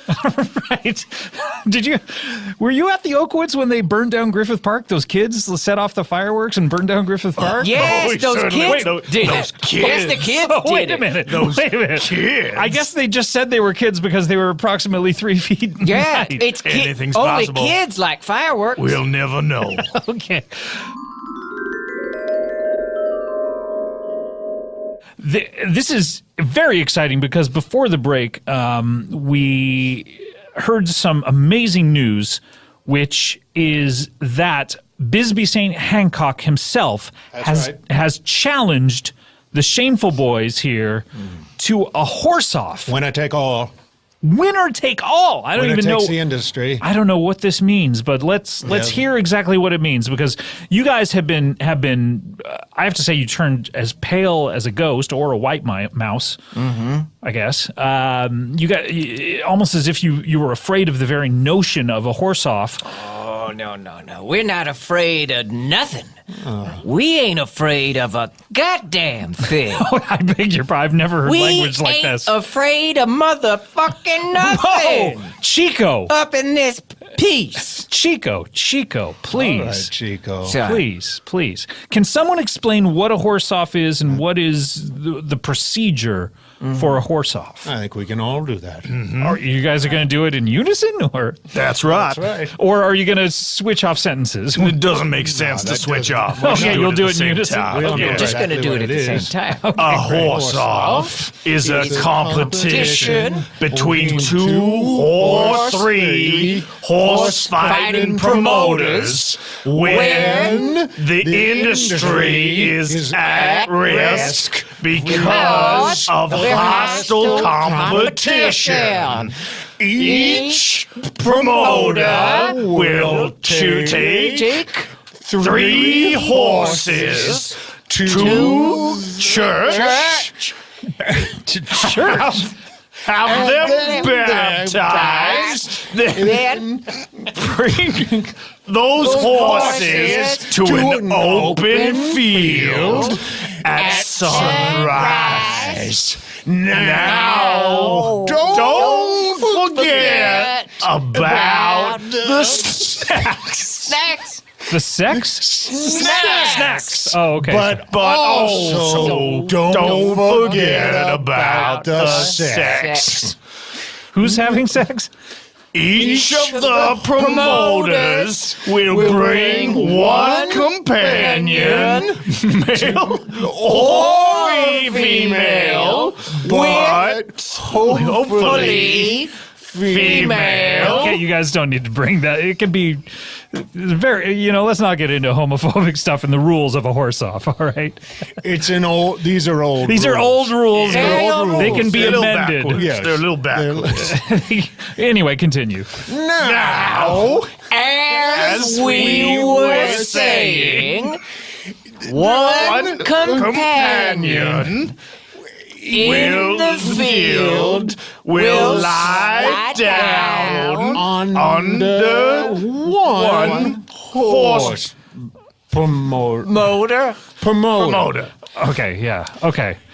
I feel like we're only halfway through this. Oh, barely. Yeah, it goes on for a very, very long Scratch the time. surface. Okay, well, continue then. I don't need to interrupt. The promoter and companion will consummate the event. Both must have reached climax before the bottom of the sun has pierced the horizon. So both must have. So you got to find someone who can have an orgasm on both sides, Male or female. male or Yeah. female. Yeah. Oh, preferably female. But hopefully. That's Okay, you guys don't need to Hopefully reiterate it if you disagree with. And basically, at sundown, At sundown, by the time, so you get there at sunrise. After climax. Oh, this you're continuing. The 3 promoters and 6 horses sit in silence for the remainder of the day. If anyone makes a sound, they lose. Okay, let me see if I can get this right. it's very simple. So you take 2 or 3 horse promoters. They then take a horse apiece Yeah. to church, where they baptize The horses. It was. They take 3 horses. They take 3 horses. Three but, horses apiece. Oh, 3 apiece. Yeah. Okay, so with you 3, it's 9 horses. Yes. Right. You take them to church. Does it matter what type of church? Does it have to be Episcopal. Episcopal? Okay, Episcopal. Has to be Episcopal. Okay, okay. And they have to have, I guess, a tub or tank big enough for A hose is acceptable. hose for a horse baptism. A hose is okay. Oh, it's fine. We don't want to make this more complicated than it is. Okay, so after the baptism, around sunup, you guys go to an empty field At sundown. at sundown. At sunrise. At sunrise. At sunrise, so you have the full day. But you were about to say you see at what sundown. I mean, Scott? He calls himself a horse I fight didn't- promoter. I didn't Doesn't finish even what I know was the saying. rules of a horse Sunrise. What I was trying He to say. doesn't even know sunrise, sunset. I said at sundown. Would that be the wrong time? Okay, right. That would be the wrong time. He was bringing up what time would be the wrong time. Eye roll. Thanks for that. This is an audio medium. So at sunrise, then one of the horse promoters, you all bring companions, Yeah. and one of the companions Girls if possible. lays. Sure, we don't need, but so one of them lays underneath one of the promoters. They have to ejaculate before the sun goes down, and then you sit in silence With the horses. with the horses. And if any of you speak Or make a noise. or make a noise, Including the horses. including the horses, you're disqualified. Are Correct. you You okay? lose. So and it's process of elimination, meaning once one is done, it's hands on a hard body style. I don't know if you know Exactly. anything Yeah. about that, Bisbee. Never heard of that. That We sounds auditioned interesting. for that. Oh, you did. And then they told us it's a documentary. For the musical. That's right. Let's hear some of the songs. I mean, My hand is on the truck. My hand on a hot body, gotta get my hand on a hot body. But will my loved ones wait for me? Is this the best thing for me? Am I gonna win this car or lose my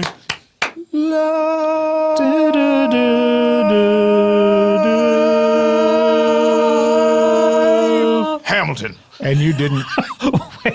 so they say Hamilton at the end of that song. Very interesting. I feel like Beva could have gotten the job, but maybe Chico. You're camera shy. You didn't get it? I'm too no. Nope. He's the real. He's the on-screen talent. Well, you both have just lovely singing voices. I have to we say. Thank appreciate you. that. Yeah. So, so once one is eliminated, then the other 2 are in competition, and then once the That's right. second person is eliminated, So I'm then actually giving them an advantage by letting them both by do letting it. them both do it. Yeah, because as long as you get out, then they probably don't care who No, wins. Or that's- I don't mean to speak for you. Do you care who wins? That's If- the problem with this challenge. Well, only one walks away with the business. right. as and, far as I'm and it's winner concerned. take all. When you say winner take all, what do you mean by You that? abomination. You trying to drive a wedge between me and my dear, great, beloved best friend and brother. I would never. It's not gonna happen. Try a different strategy, idiot. Okay, well, strong words from Chico Hands, a.k.a. one of the Shameful Boys. No! sorry, that's sorry. right. You're not Captain Shameful, though. I'm Jones Calvins. You know who I am. Well, you know, once you're challenged, you have to take the challenge. You have to That's take the rule challenge, in the, right, the yeah. horsing industry. When you say winner takes all, what do you mean by take? I What mean, is all? Whoever loses will pack up and leave the horse industry forever. Ah, and so the winner then gets to take over. In your case, it would be a $7 billion. I'd get there. I'm assuming there's no debt in your Well, company. it's practically all debt, actually. We're on a payment program. Business. We've done an offer and compromise with the IRS. This might be a good situation for you guys, Finances. by the way, to get What out else? of a sticky situation. I will never Dollars. walk away from horse fight. Try. We're never gonna walk away. Okay, I'm just saying. Like He's offered you a 50 lifeline here. Like 50% of the horses who participate in a horse fight. You're never I gonna will walk not away. walk away. Right, you'll end up in a horse microwave at some point. Gladly. Do you hope- and push the buttons myself. 69, right there. Well, I have one of those, by the way. you do. I do have a horse microwave. I built it myself. What? Wow. Yes, I Not did. possible. I did. I have it. I Does it use work? And that's why I don't have the backup that you guys have. Another reason I could handle this industry Wow. more efficiently. So when does this take place? I mean, and what field? Is it a field of both of your choosing, or Christmas Day. Christmas Day? Wow. Okay. Christmas so Day Field Christmas on Day Field. October 31st. 31st. That's right. Christmas Day Christmas Field Day. on All Hallows On Eve. Halloween. All Hallows Eve Road. Do you have to dress up for this in a costume, or I probably will. Appreciate it. You if don't will. have I mean, to. be festive. But it's easier to go to your Halloween parties if you dressed Afterwards. up previously. That's You right. are the don't have losers to really change. going to feel like going to Halloween parties I afterwards? think That's there's no not for better me to way to decide. Lift your rebound from spirits losing a up. horse off. Yeah, lift your spirits up. You go Bob for Bob apples. for a Literally. nice act. Well, so this is coming up. Wow, this is incredible. I still take umbrage. Yeah, I figured. Umbridge is the name of one of our horses. Oh, really? So he's going to take umbrage to That's this right. horse. Sorry. huh? I was just taking Ross. Definitely take umbrage. I'd take offense. Okay. Wait, just a fence so that the horses don't get away? That's right. I'll take offense and I'll put it up. Well, I do appreciate that despite That's all our right. differences. Building I a want fence. to appreciate the consideration I'm of a the horse's gentleman. safety. I'm a gentleman. Number one. Ah, yes. Very funny. That was Ryan Gall as Bisbee St. Hancock. Now, did these guys go back and re-listen? I to don't that believe episode? so. No. As a matter of fact, none of us did, I believe. And I actually forgot their catchphrase, "You gotta laugh," which is so important to the first episode because they're talking about how when you see that many horse deaths in your career, you gotta laugh. Yeah. That can be your only reaction. You gotta laugh, and that became their catchphrase. You gotta laugh. Right. So much so that we have T-shirts. We have Calvin's Twins T-shirts in the store currently that are for their Bee Honey Horse Farm, and their tagline is "You gotta laugh." I hadn't listened to it. I forgot that. I normally would pimp someone into saying their catchphrase. Right. I forgot it so much so that Taryn said it as the very last line of the episode. The whole episode went by without him saying it, and I was like, "Okay, thanks everyone. You got goodbye." And he said, "You gotta laugh." And we stopped, and I said, "I forgot. I totally forgot. You gotta laugh. We would have said it way more." That is, of course, Taryn as Beaver Hopox and Paul as Chico Hands, the Calvins twins, and Ryan Gall as Bisbee St. Hancock. They were all in charge of their own names. In charge of their own names. All right, we need to take a break. When we come back, we're going to have one of the more classic Comedy Bang Bang pairings, and we're going to crack the top 10. This is very exciting. All right, let's come on back with more Comedy Bang Bang after this. Hi, Scott. Hi, Paul. Hey, do you know about this podcast called Throwing Shade? I'm stupid. No. Oh, well, it's great. And I gave you a piece of paper with some statistics about it. Well, let me read this. Okay, dum-dum. Do you listen to Throwing Shade? I do. I listen to it every week. Why?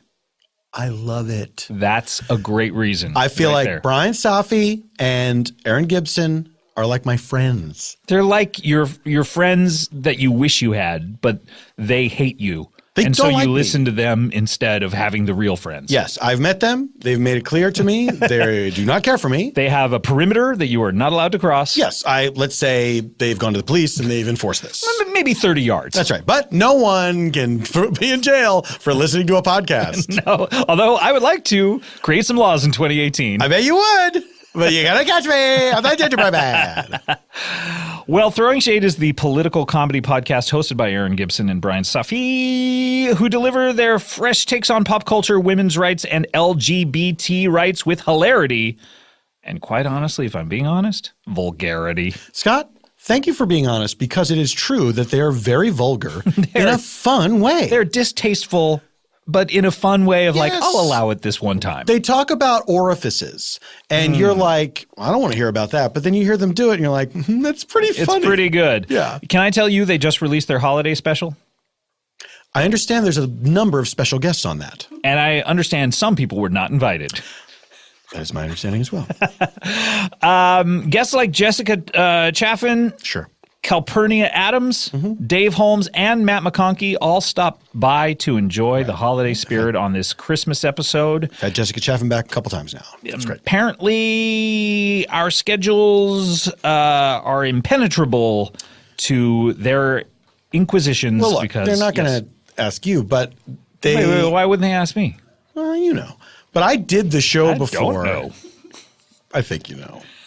But I've done their show before, and they pretended to have a great time with me. They did pretend. You're right. And it was quite obvious when I listened to it. But you're not going to want to miss this one, Paul. Listen and subscribe to Throwing Shade on Stitcher, Apple Podcasts, or quite honestly, after that, I don't give a shit. Yeah. I would say wherever you listen to podcasts. Wherever you listen. Throwing Shade! Throwing Shade! Bum, bum, bum, bum, bum. Get a job. Sha-da-da-da, sha-da-da-da-da, get-a-wa-da-da-da. Hey, welcome back to Comedy Bang Bang. Paul and I were doing what we do every commercial break, which is sing Sha Na Na songs. We sing Get a Job in its entirety during every break. Every break. And this one ended a little sooner than we expected. Yeah, So sorry. sorry about that. Hey, you know what? Speaking of Sha Na Na, that brings us to our next episode on our countdown. We're cracking the top 10. And I mentioned this is a classic comedy Bang Bang pairing. You did. I remember you saying that. And I mentioned Sha Na Na. What could it possibly be? This is your episode 10. Number 10. All right, episode 10. This is episode 518, a mere 4 episodes after our previous episode. This is from November 6th. Very late in the year. Very recent. Just a mere month and a half ago, or actually now at this point, almost 2 months. This is an episode called Corn Dog, Horn Dog. And this is the classic comedy Bang Bang pairing of Jason Mantzoukas and Andy Daly. There we go. And this was, Jason loves to do the show. Jason loves it. Is this the first Jason Mantzoukas episode that we've heard? Yes, it is. The first appearance of Jason Mantzoukas on our countdown. He loves to do the show. He loves to do it with different people. Yeah. He quite often will text me and say, hey, can I get an episode with Paul coming? That happened once. More than once, my dear boy. I'm not kidding around.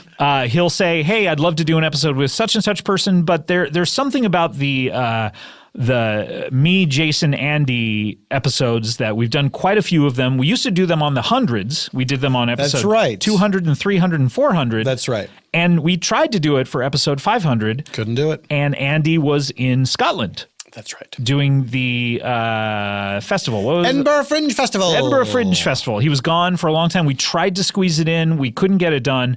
But Andy said, hey, when I get back, I definitely want to do one. And Jason agreed to do it. And it's always fun to do episodes with these two people. We've been doing them since very early on in the run of Comedy Bang Bang, since the 70s or 80s. I don't mean the 1970s or 1980s. You understood. You saw in my face that I was confused. I saw in your face and I wanted to slap it. Oh. I was just like, oh. Ah! Why? You deserve it, you fucking piece of shit. How dare you? Now, this episode, Andy sometimes, throughout the early years of Comedy Bang Bang, he would primarily come with a character that he'd worked out on stage. Yes. A lot. Yes. So the Bill Carter, Trainer to the Stars, the Danny Mahoney's, all of these were ones that he had done live on stage quite frequently. Yes. At a certain point, he ran out of those. And so he started doing new characters, and that's what we have on this episode. This is someone that he had been thinking about doing ever since he had been in the previously aforementioned. Do you have to say previously when you say aforementioned? It's probably just aforementioned, right? Yeah, that's right. That's like saying more unique, right? You seem like all the light has gone out of your eyes. Well, this is, when we get into the nuts and bolts, I just get bored. You're not interested? No, I'm back. You're back. All right. So he had been thinking of this character in the aforementioned Edinburgh Fringe Festival, and this is him doing a Scottish accent. This is Andy playing...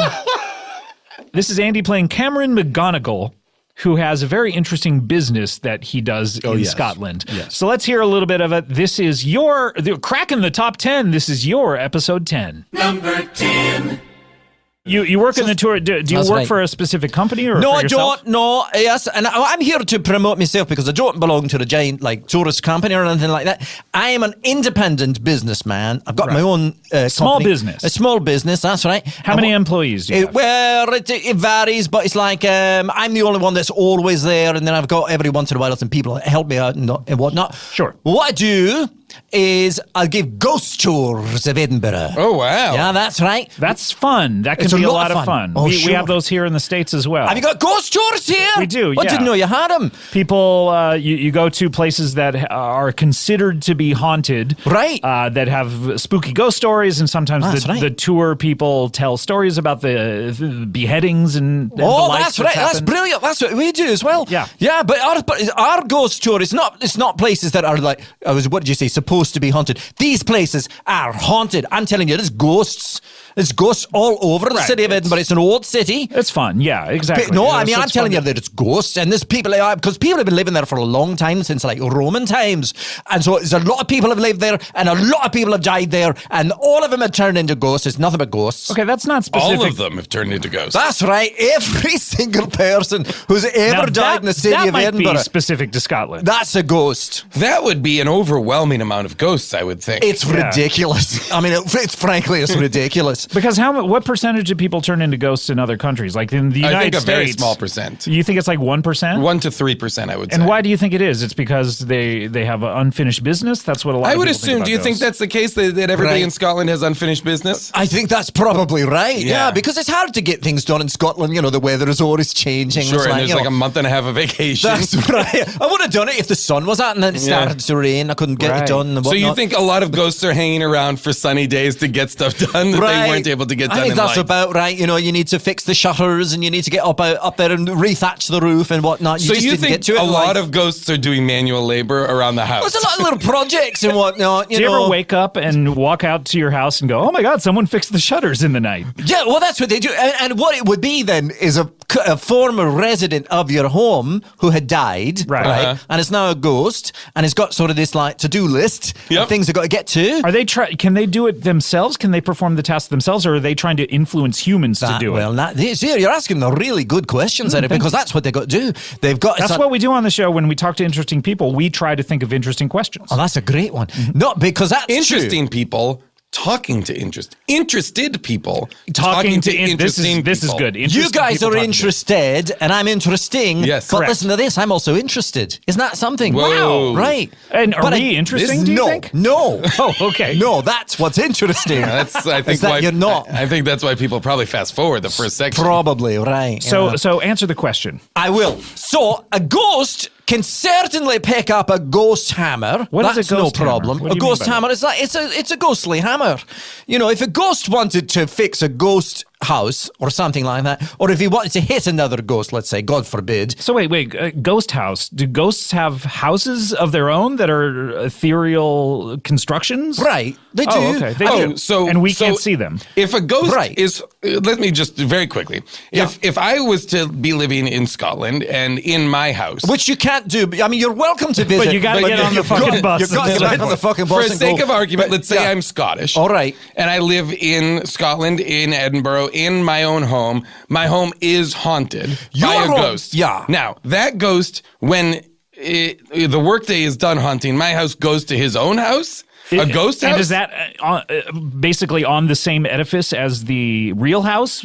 Can you, if Right. you were able to see ghostly forms, would you see the outline of a ghost house on top of a real house? The answer is sometimes and sometimes. Oh, okay. Interesting. Sometimes It's not one-to-one. It's not one. Sometimes you got a ghost who haunts your house for a job. I mean, that's his job. Oh. Basically, he punches in, he punches out. Right. Usually, they have ghost clocks. of course they do. time They do. clocks? Yeah, they've got Is ghost there, time like, clocks. how is he being paid? Well, Is it's it not- an hourly Ghost bucks? wage? This is very, and I hear Probably this. Bitcoin. It's controversial because they know. Probably Boo Coin. I mean, they're paid in ghost money, which I can't spend on things in the real world. It's like Disney dollars. It's a Yeah, bit. Is it's it like funny money at the strip club. I don't know what that Funny is. money. Funny money at the strip club. Yeah. What is funny money at the strip club? It's like like a strip club. They'll give you They'll give you fake dollars yeah, or something fake and you money. pay for them? Yes. I don't like it when things are funny at the strip club. I'm not there Yeah. to fucking laugh. But anyway, Well, you got really dark there for a second. Don't go to the fucking. Sometimes they say, as a comedian up at the strip club, they'll try that sometimes. Yeah. I'm not Your here to brow is fucking just laugh. furrowed, and you are. Is it bleeding? Sometimes my brow, I'll get, you know what I Got mean? so angry. I'll furrow it so much that Yeah. it'll bleed. Yeah, that pimple Yeah. right in the middle pops. Sorry, guys. I don't want That's to do okay, that. that's It's- okay. I know it doesn't Why do look you have great. a pimple right in the Really, in just between your eyebrows? Just Well, touched on something right there. I've been to the dermatologist. He says it's a perma pimple. Do you know those? Pimple. It's a perma pimple. It's not going anywhere. It's been there 18 years already. Do Holy you just cow. take a look and go, that baby's not going He anywhere? says it's not going anywhere. He says we could take out the whole forehead and graft on. a it's new forehead. Wow. Forget it. It's not worth it. Yeah. Yeah. Anyway. Yep. So some ghosts will haunt your house for a little while and then go back to their own house. But a lot of the time, you've got a ghost whose house is in your house. And the bed is like right or it's there like on your 20% of it is in your Yeah. house or something like that. bed. Yeah. A lot of crossover. Right. So it happens But that different doesn't ways at count in different the times. square footage of your house.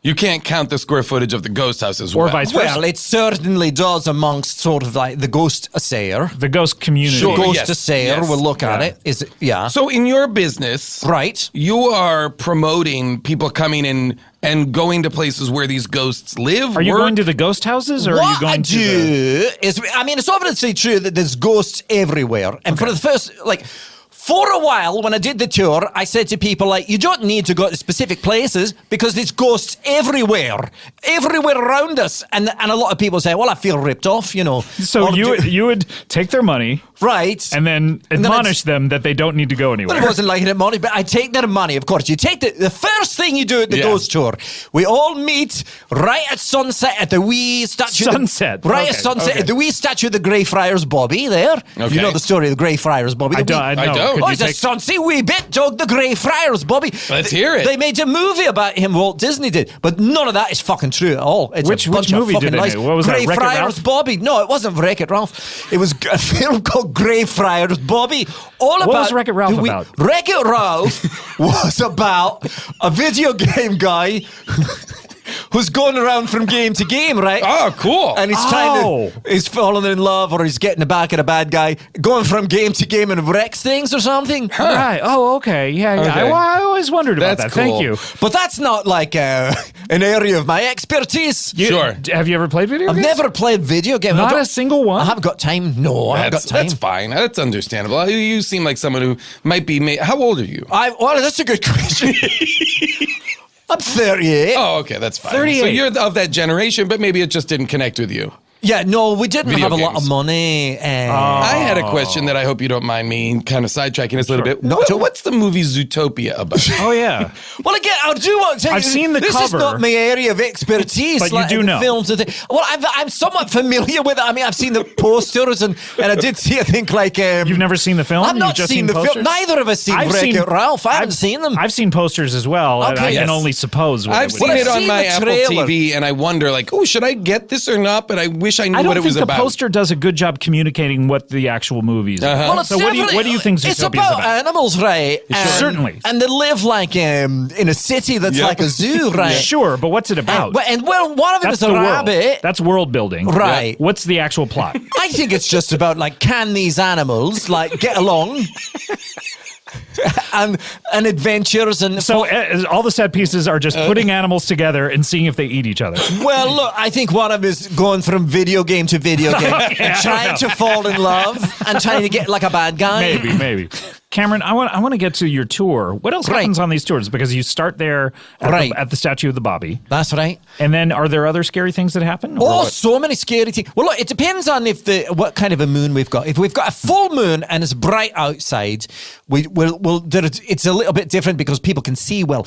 But on a night when people can't see anything, then the guy that does the dog, he'll come out of the crypt and he'll get down on his hands and knees and he'll bite a few people on the ankles. Oh, wow. That's right. Is he dressed as a dog? He's just covered all in black. I've got him covered in just head to toe in black. Like he's a theater stage. That's right. You can't see him at all, and he sneaks up and he bites. And I mean, he really bites. Yeah. You know, this is Really? a friend of mine named Stuart, and he just comes up and he just gets right in your ankles, and he's got sharp teeth. He sharpens his teeth. Really? That's right. Wow. Yeah. It's With he's- what?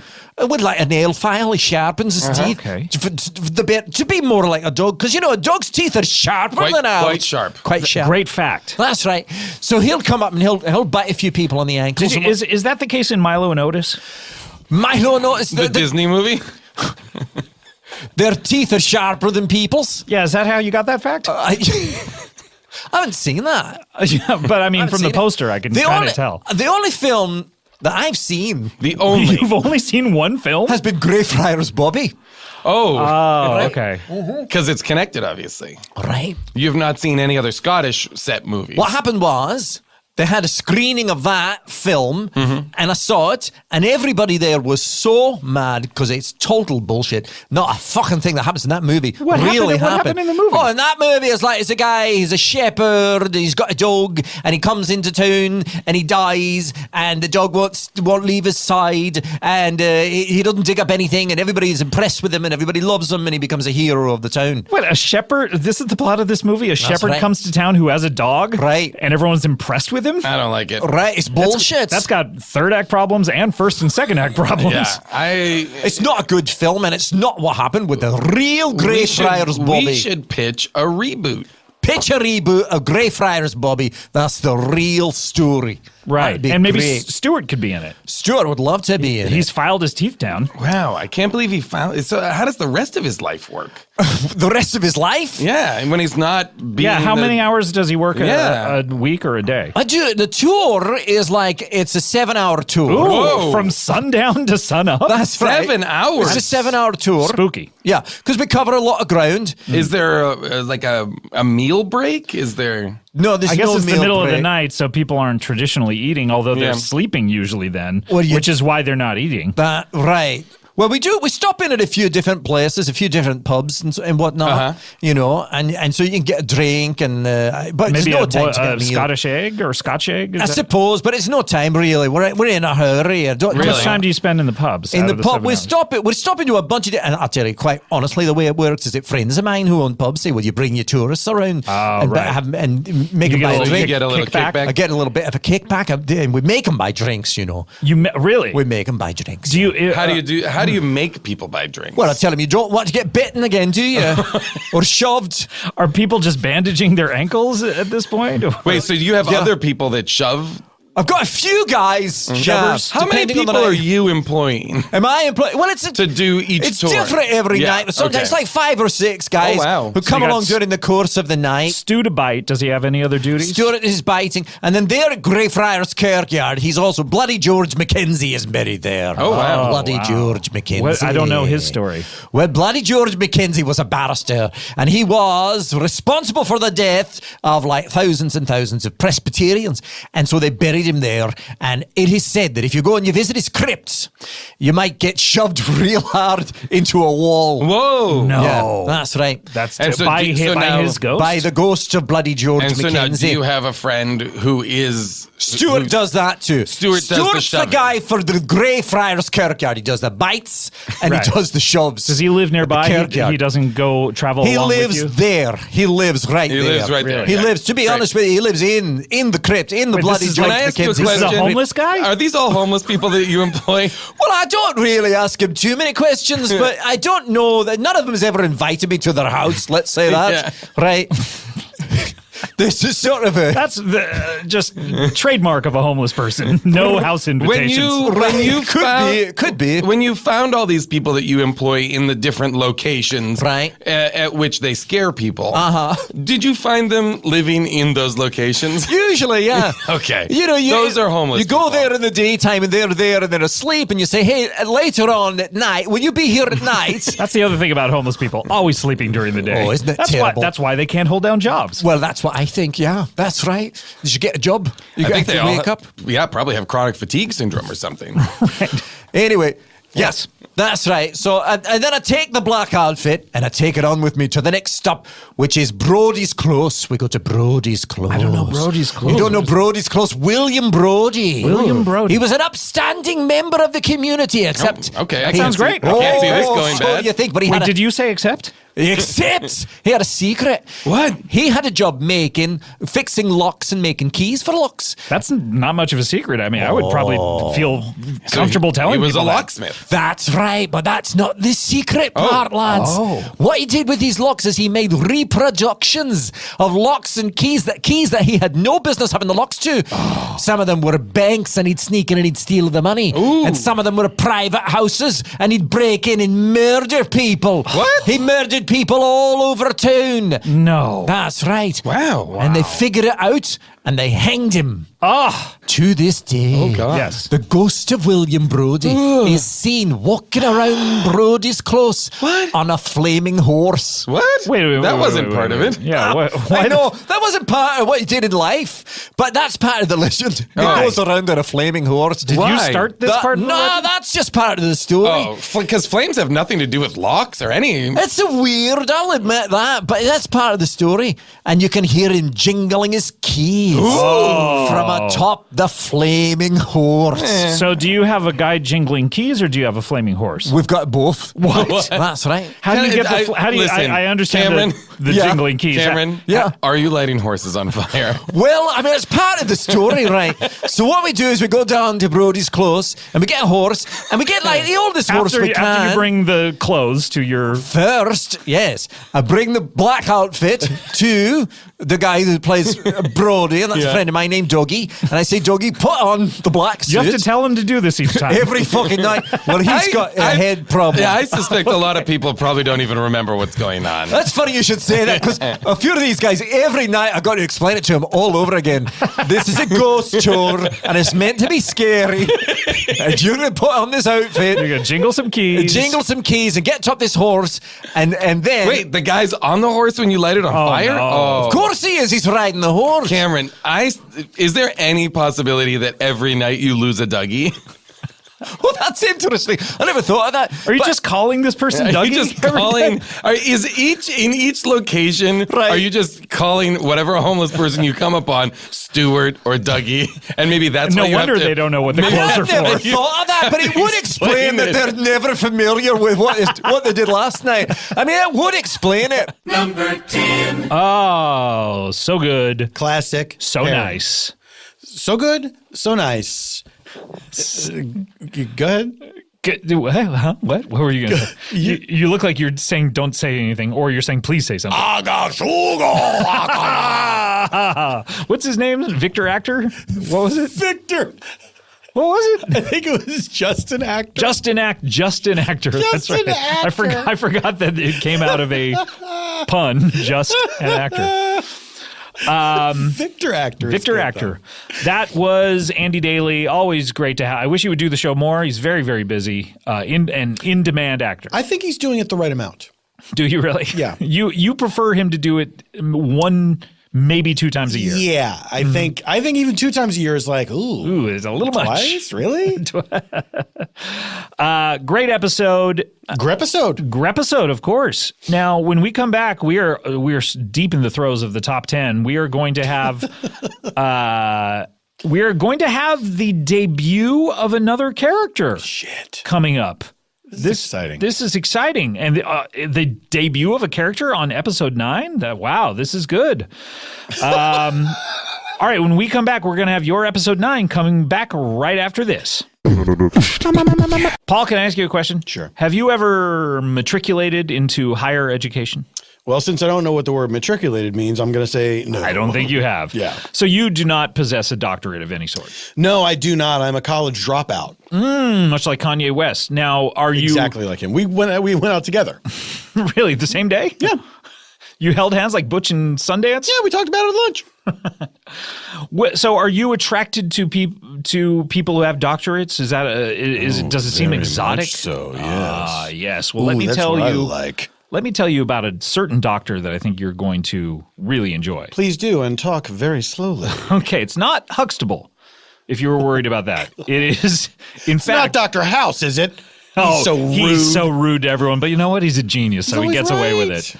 This is a different doctor. This is Dr. Not Octopus either. Dr. Game Show. Have you listened to Dr. Game Show yet? This doctor? What does he have to say? No, or she... The doctor is a woman. That's right. Can't operate on my son. The old riddle. No, Dr. Game Show is a podcast. It's a program. Dr. Game Show is the cult favorite radio show, and now it's part of Earwolf. Well, Scott, I'm glad to hear this because I remember saying to Earwolf, please get more doctor shows. Please. But mainly because you don't have a computer and you're not able to go on WebMD. Yeah. And you have a severe amount of maladies. That's right. You're always calling me and texting me saying, looks like I got another problem. That's right. I have a flip phone. So I can't look up stuff on WebMD, but I can call and text. And most of it is just bone spurs. I have so many spurs on my bones. Well, all over. Well, look, Dr. Game Show is not going to help with that. But Dr. Game Show is a very entertaining show, and now it's on Earwolf. Let me tell you about it. In each episode, host Joe Firestone and Manolo Moreno play listener-created games with their comedian friends and listener call-ins. That sounds intriguing, right? So can you get a bone spur in your skull? I don't think that they deal with that. Although maybe that would be very interesting if one episode in particular dealt with a bone spur in your skull. No, is it possible? That's what I'm asking. I don't know. I wonder. I have a pressure in my skull. I think that I need to drill a hole into your skull, like trepanation, to let the spirits in. I got some evils in there. Yeah. Oh, is it to let evils out or to let air in? I don't know. Well, I always thought evils hate air, so let the air in. Evils are like, I always thought it was to let more oxygen in there because oxygen is good for the brain. It's great for the brain. Instead of drilling a hole in your skull, why don't these people just like go to the hookah bar and take oxygen? Go to the hookah bar. Hey, Paul, go to the hookah bar. May I invite you to hookah bar? This show is really fun. Dr. Game Show. It gets off the rails early and often, and it's a ton of fun. I will tell you, in a recent episode, they had Will Butler from the Arcade Fire. Oh. And his 5-year-old son, they both guested together. And it was nutso. Are you kidding me? That's not allowed. It shouldn't be allowed. But it was fun, you say. It was fun. I don't know. They played games like What's Your Primary Utensil? They played Rad Dad and Sauce Boss. That sounds fun. Sauce Boss. There's really no way an ad can even express how crazy and funny the show is. And why are you trying then? I should quit. Why do this show anymore if I can't explain how crazy and funny the show is? What's the point of anything? What's the point? What's the point of life? What's the point of life? What's the point of life? You have to hear it. Listen and subscribe to Dr. Game Show on Stitcher, Apple Podcasts, or wherever you listen. And follow Dr. Game Show on Facebook and Twitter so you can participate when they record episodes. And guess what, Scott? Bonehead spur is called osteoma. Osteoma? Osteoma. Osteoma Yes. to you, my dear boy. Osteoma to us all. Osteoma in 2018. Comedy Bang Bang. Comedy Bang Bang. And boy, we've been going now, Paul Comedy and I, Bang Bang. And boy. you've been listening to it for a long time. We've been doing this for a long time. How do you think we feel? Here's, Scott, I sometimes wish the audience would put themselves in our shoes. In our shoes and socks. And let's be honest. If you're going to get in my shoes, please wear some socks. Please don't stink them up. Let's be honest. Get in our pants. You know what I mean? Are you trying to get in our pants? Are you because you're succeeding? Because you're in there. Just and you know what? Wear our shirts. Get out of our dreams and into our car, cars. Please. Into our carts. Our car. Our cardigans. Our cardigans. Let me see that cardigan. Cardi B's. All right, we're so close to the end of this particular episode, and after that, we're going to take a break and then come back and do our next week's episodes. Right. And we'll get some of that nutrition in our body. Does Cardi B wear cardigans? She should, shouldn't she? She should wear. Oh, she should wear a black and yellow striped cardigan. Black and yellow, black and yellow, black and yellow, black Cardi and yellow. B. What, because of B movie, and as a tribute to Sting. Mm-hmm.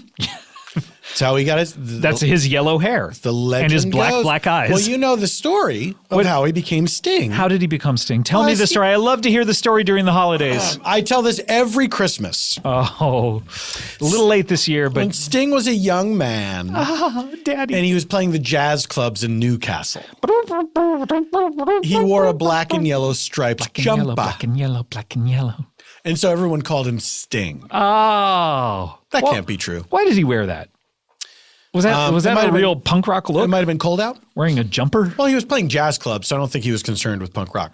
Let's imagine that scenario. Yeah. Gordon Sumner shows up. That's right. He's wearing a yellow and black striped thing, That's right. Do you go up to him and go, "Hey, Sting"?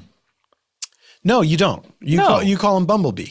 You call him Bumblebee. You don't call him Sting. And that's how the Transformers movies came to be. Yes.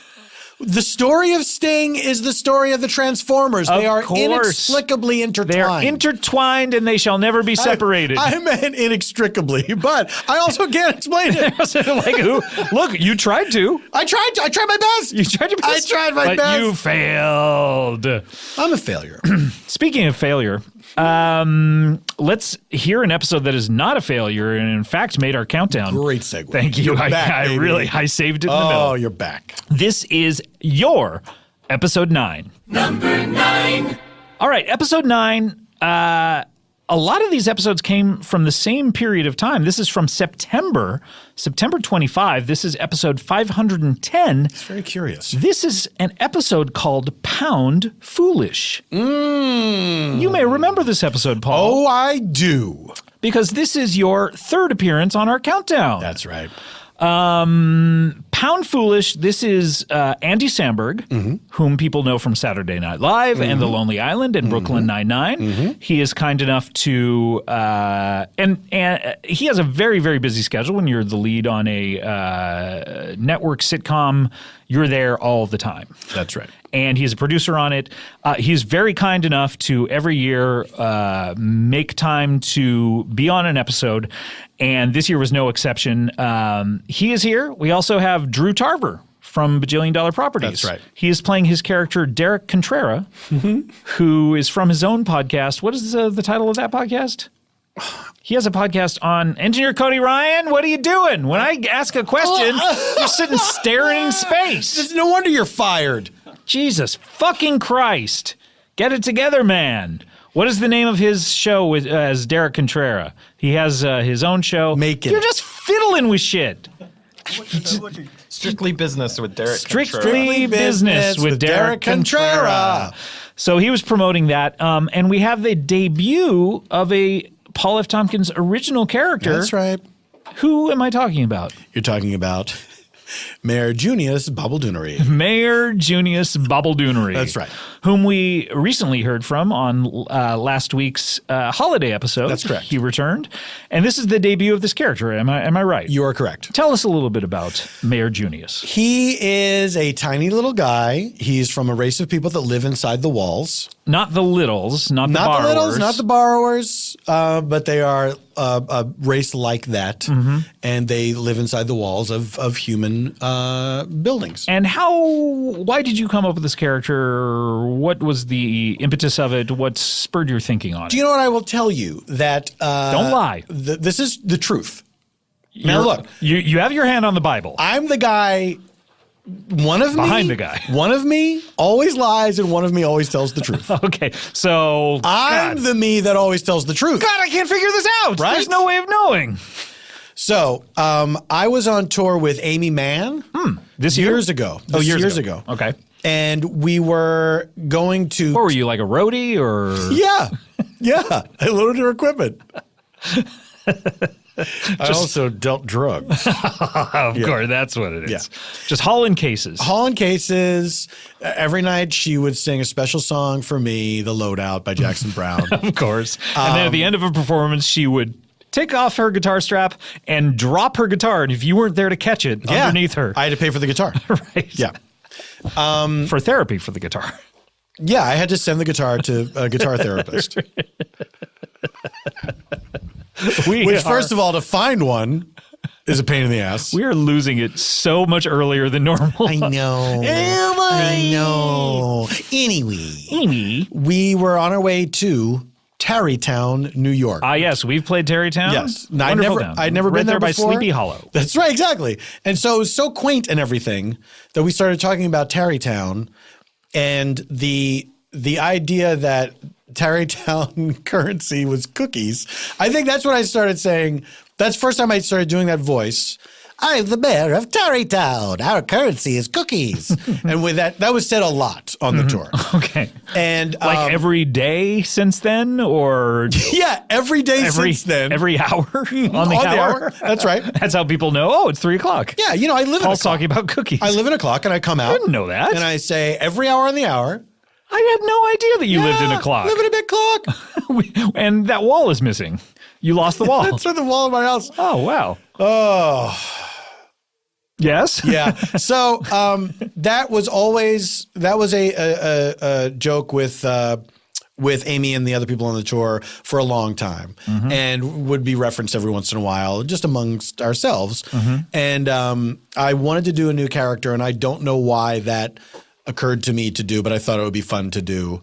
And it was little fun. guy, and it was a lot of fun, and so much fun that it made number 9 on our countdown. I'm thrilled. That was a fun episode. This is a great episode. We all had fun during it, so why don't you have fun listening to a selection from it? We did our part. So now you. Everyone's got a job here. By the way, I was looking at Joe Walsh albums for some reason. Sure. Oh, because your anniversary's coming up? But this made me laugh, and I've seen it a few times. But the title of one of his albums is "You Bought It, You Name It." Oh. It made me laugh though, like he's sitting around going, "God, I got to come up with a title for this fucking album." You bought it, you name it. That's terrible. I thought it was funny. Well, you know what's not terrible and is funny is this episode. This is your episode number 9, Pound Foolish Comedy Bang Bang. Number 9. All right, let's get to our next guest. He's a politician. That's wonderful to hear. I think that's correct.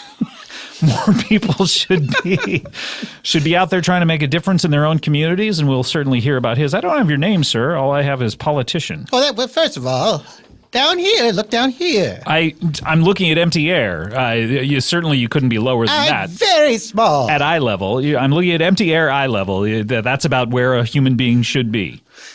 That's not where I am. So you're saying to look downward? Look downward, and you shall see me. Certainly I'll look 2 inches lower. Nope. Lower. Not seeing anything.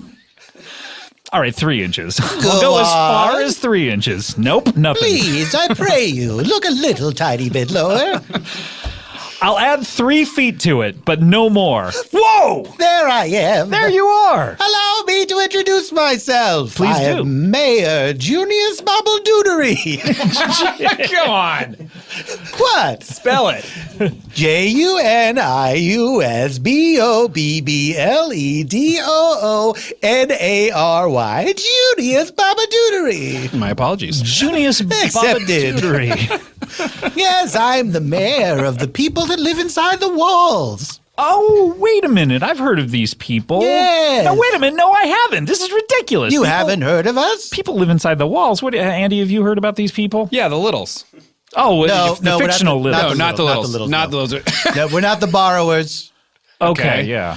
Oh, I didn't think I was going to come up against Wait, this. are you Okay. mice? What's that? Are you mice? No, I'm clearly a little guy.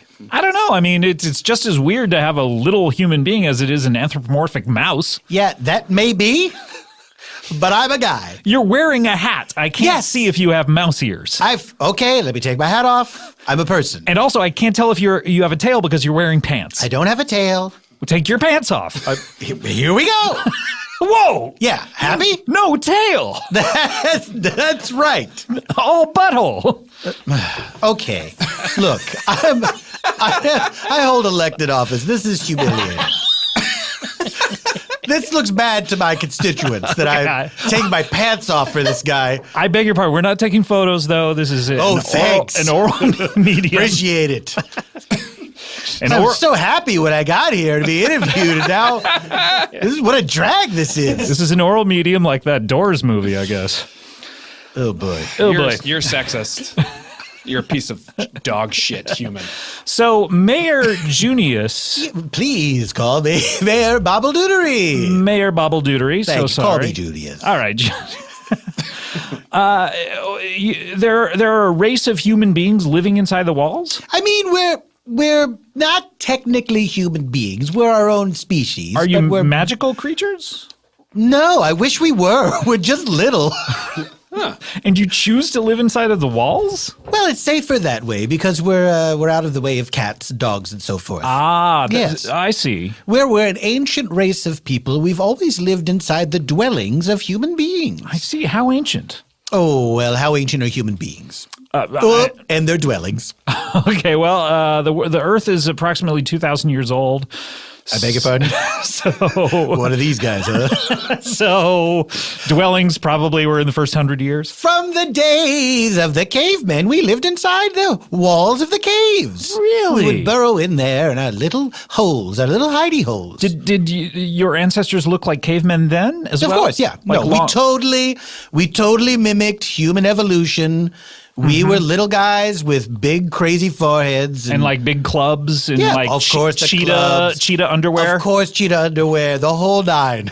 Right. And then you mimicked human beings as they progressed. We evolved alongside of powdered you. wigs. Yes, Susan Powder. What? Powdered wigs during the 1700s. Yes, that's right. Susan Powder? I thought Is that you what mentioned said? Susan Powder. What is your relation to Susan Powder? Susan Powder was one of us at one point. What? And she got big. She was enlarged? Yes, she made a wish. What about Daniel Powder? Daniel Powder? He's just a regular. Who's that again? Who's Daniel Powder again? Is that the guy who sings "Had a Bad Day"? Oh, is it? Probably. What about Powder? The guy in the Powder. movie Powder. Yeah, he's bald and white. well. He Yeah, didn't- he's a different kind of guy. He's he a didn't different. sing Yeah, "Had a yeah, Bad yeah. Day." I feel like he's probably had a couple bad days. Yeah, that's true. Wow, Daniel Powder. He probably is the guy. Certainly, the director of that film caused some bad days for some people. He certainly did. Anyway, look it up, gang. Look it up, gang. So, Yeah. So what are you doing here? I want everyone to know that we exist, and I want everyone to embrace us as a sort of cousin of the human race. We don't want to hide anymore. We want to come out of the walls and be friends with mankind because we consider ourselves, related to you in some way. We look just like you. We act like you in many ways. We have a society. We're all over the world. Some of us are in space. We had to go up In the space. International Space Shuttle. That's right. Do you have your own space shuttles, tiny ones, or do you go up in the regular size ones? We bored holes into the regular size. Oh, okay. You know, Have you guys made anything, or do you just bore holes into all of our shit? Well, here's the thing. We make do with what is around. And so sometimes we consider human beings nice enough to lend us things without their consent. So you've never made anything of your own?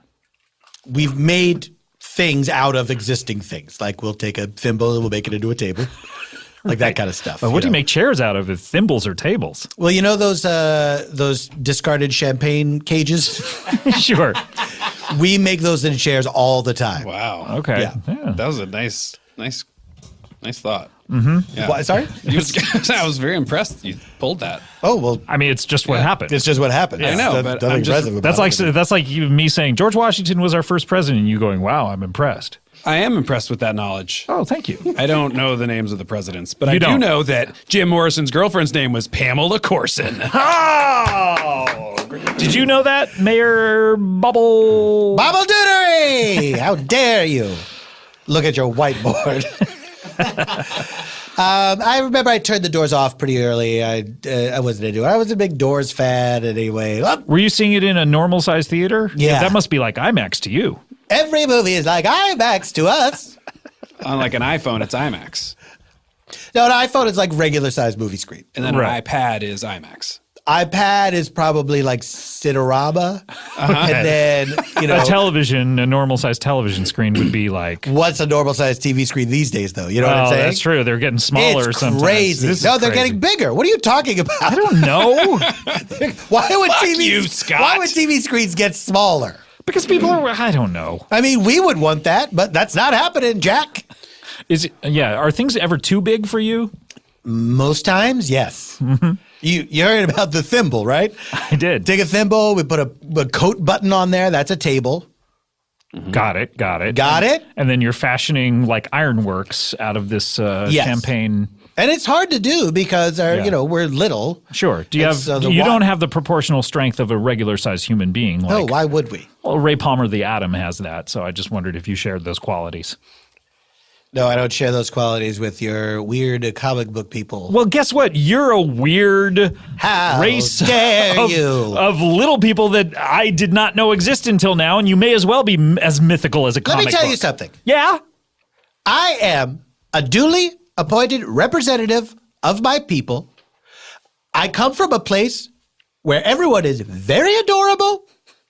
You are adorable, I have to Yes, say. I am. You know that I am. You're cute as a button, which I guess is you're cute as a table. Cookies are a currency. Really? Yes. Like regular sized cookies or giant cookies? Little cookies. Cookie Crisps. Wait, why would it be regular sized cookies? Well, the Keebler and then elves giant make cookies? regular sized cookies. But what? Are they giant cookies to us or to you? What do you consider the regular sized cookies? Like regular to us, proportionate to us? Yeah, I'm saying like, do you use currency as tiny cookies to us, not to you, to us, or do you use our regular sized Skewed cookies? perspective, Scott. See, this Put a is quarter why next to this thing you so I say can get some regular- perspective. You say regular sized. I guess I'm a sizist. Yeah, You are a sizist. That is, it's prejudicial. And a racist. Yeah, you're a racist. That's just me. That's me, Andy, speaking just on the record. Thank you, Andy. You're a racist. I've known Scott a long time. So you can confirm this, Yes. that he is a racist. And a sexist. You're not supposed to let anyone And know. a sizist. What size, just then give me accurate measurements. What size are these cookies you're using as currency? Let me open up my wallet. Here. That See? wallet, it looks like it's in the shape of a cookie. Yeah, it makes things easier. Right. What your wallet is shaped like money, right? Well, I mean, it's not shaped like quarters, but it is shaped like dollar bills. You're right. Folded over. Can I ask the mayor a question? Yes. The upcoming Alexander Payne documentary, Downsizing. great question. About how people are Oh, there's gonna- more. Yeah. That wasn't a question. Yeah, it didn't go up at the end even. Sorry. How many of these have you done? I'm confused. 500 and something. Boy, So hang are on, you, hang it up. is your community worried about the our size human race being downsized and sort of flooding your population? Yeah, that's a great question. Oh, well. Would there be a housing it's- shortage? Yeah. So you're, hold on a second. I think we're talking about two different things. Are you thinking that we're concerned that the human race is going to be made smaller? Yeah. Yeah. Yeah, we're not. I mean, because that's not what that word means. What do you mean? Downsizing, but that's what happens in the movie Downsizing. Is, The documentary. Is Matt Damon become smaller in it? Yeah. Right? Matt Damon's in the documentary. Yeah. Okay, guys, what's going on here? He's getting made smaller Guys, in real life. guys, Look on look it up. IMDb. Look- His character's name is Matt Damon. Is I'm that, gonna look. this is a great question. Are websites the same title, even though they're bigger? Like, would it be like really big IMDb? Our websites, webs that can see. What are we doing? Guys, I came all the way from out of the wall for this. It's your fault you don't know the plot of Downsizing. The plot, The trailer came out 2 days ago. How have you not seen it? I'm sorry. I got stuff to do. Matt Damon gets shrunk down in it. And so are you concerned that what happens in the And movie? hold on a second. Is this? I gotta ask, and let's step out of whatever ironic detachment right now. Is this movie actually called Downsizing? Yes. And it is actually about a guy who Yes. shrinks? Okay, that's not good. Okay. We're not arguing with that. Should we watch the trailer while we sit here? Well, Yeah, it's probably sure. a little Why not? little product placement for Downsizing Why not? coming out soon. It makes me wonder what Pamela Corson might do. probably blow the guy who gets shrunk Hey, down. come on. We don't know what her family's up to now. So in this movie, Matt Damon gets shrunk down. Are you concerned this is going to happen to no, the rest of the human I'm not, race? No. Susan Powder got enlarged. Yeah, that was a weird day. How did that happen? As I said, she made a wish. To whom? What's that? To the universe or to a specific being? Population. We're proud to unveil Okay, the shut up for a only second. practical That sounds like remedy Terrence Stamp, to is it? humanity's gravest problem. It does sound like Terrence Stamp. Yes, I'm ready. Or is it Brian Cox? I bet those guys could Stamp sound like and each other. Cox. Yeah. Those are two words you don't want to hear next to each other. Boy, oh boy. Wow. That's Matt Damon. That is wild, isn't it? That is wild stuff. That is Paramount. That's Dave Johnson. Wild stuff. Do you do a Johnny I Carson did a little impression? Johnny Carson. There's Matt Damon. Do you have tiny celebrities? Like, do you have a tiny course Dana we do. Carvey? Well, we don't. all that crap about saving the planet? Yeah. Downsizing is about saving yourself. We have a Dana Carvey equivalent, a guy who does impressions of, other people of like our a race. Rich Really Little. Is that what he's called? He actually is called Rich Really Little. Okay. I'm sorry. I put this on for the mayor to understand. Oh, well, you get it. Oh, I maybe I didn't make it clear. Not interested. Number 9. Ah, good stuff. Good stuff. That was fun. That was fun It to was do. a lot of fun. Also, calling back to a topic we discussed a couple episodes ago, Andy, between during the breaks, was talking about my appearance on Brooklyn Nine-Nine and saying, yeah, we wasted you. Like, there's no way to have that character on again. Yeah. Like, why did we do that? Well, you find that with shows, early on in the runs, they're like, they want to get their friends on. So, you know what I mean? So they're like, in case the show is canceled, we got to get our friends on and got to put them in parts. So they'll give good actors like you, and I know Neil Campbell, I know that they had him on because they love him there. Neil Campbell, who's on the show quite a lot. He's a producer on that show. I think he's a producer. Yeah, he is on that show. And they were, I think for weeks, they were like, we got to find something for Neil. He's so funny. And then, he too was like in a role that would never come back. He also worked there. He's taking someone else's job. Right, that's true. But I mean, sort of in a Little Steven on Sopranos way. Yeah, like a Sean Clements. Right, yeah. They had established the Sean Clements rule at Fox. Where Sean Clements rule. But yeah, I mean, that was another one where he's like, yeah, man, we should have had you in a bigger part. He said that on the day. On the set, he said. Right. He said, you're doing this? Right. Like, wow. Okay. And I believe I texted you this. He had so much fun on that episode. He texted me to say, "Man, those guys are funny. I love Paul F. Tompkins." That's very nice. And I passed and you that did. on to you. Thank you. Yes. And you did not have to say that on the mic. That's embarrassing now. But I mean, that's just a testament to how what a wonderful. I don't know where I'm going with this. Fuck this. Okay. I like this in the middle of saying something nice about me. I don't fuck this. Like, fuck this. It's a testament to you're what am great. I kissing this guy's ass for? What am I doing this for? Fuck this. Fuck this. Okay, we're just about done, but I do want to play something. These at the end of these episodes. Last episode we sang. Remember our new recording of. Was that only one ago? Yeah, Please Don't Joke About I, Tonya this Christmas. Yeah. Which, by the way, a lot of people. I have to say this as a disclaimer. Yeah. A lot of people, after I already had said to you, "Hey, we should sing Please Don't Joke About I, Tonya this Christmas." A lot of people sent to me on Twitter, "Hey, what if you did Please Don't Joke About I, Tonya this Christmas?" So I'm not stealing your idea. Right. This has been in the works and in motion for a long time. But each of these episodes, I want to do a little something like that. So this episode, I want to play a little something that someone made. This is Ben Plum, aka @Bin Plum, BEEN Plum, Fuck. Sure it's not Bean Plum? Bean Plum with a B at the end, but it's Ben Plum. Bean Plume. Bean Plume, yeah, Bean Plume. We do these episodes every once in a while called Solo Bolo episodes, me and Ben Schwartz. Sure. And Ben and I do episodes, just the two of us, and we sing a lot on them. And Castles in the Sky. And in this episode, the one that was on this year that we did, the Solo Bolo Sincolo, we did a little rap. Ben did a freestyle rap with me beatboxing in the back, and this person did a remix of it that was so good I wanted to play it. So we're going to play this as we go out. This is Ben Plum's remix of Benny Schwa's freestyle rap on the Google Burger remix. Let's hear this right now. Something, I don't know. But look, this is a Solo Bolo Sincolo. We need to take a break.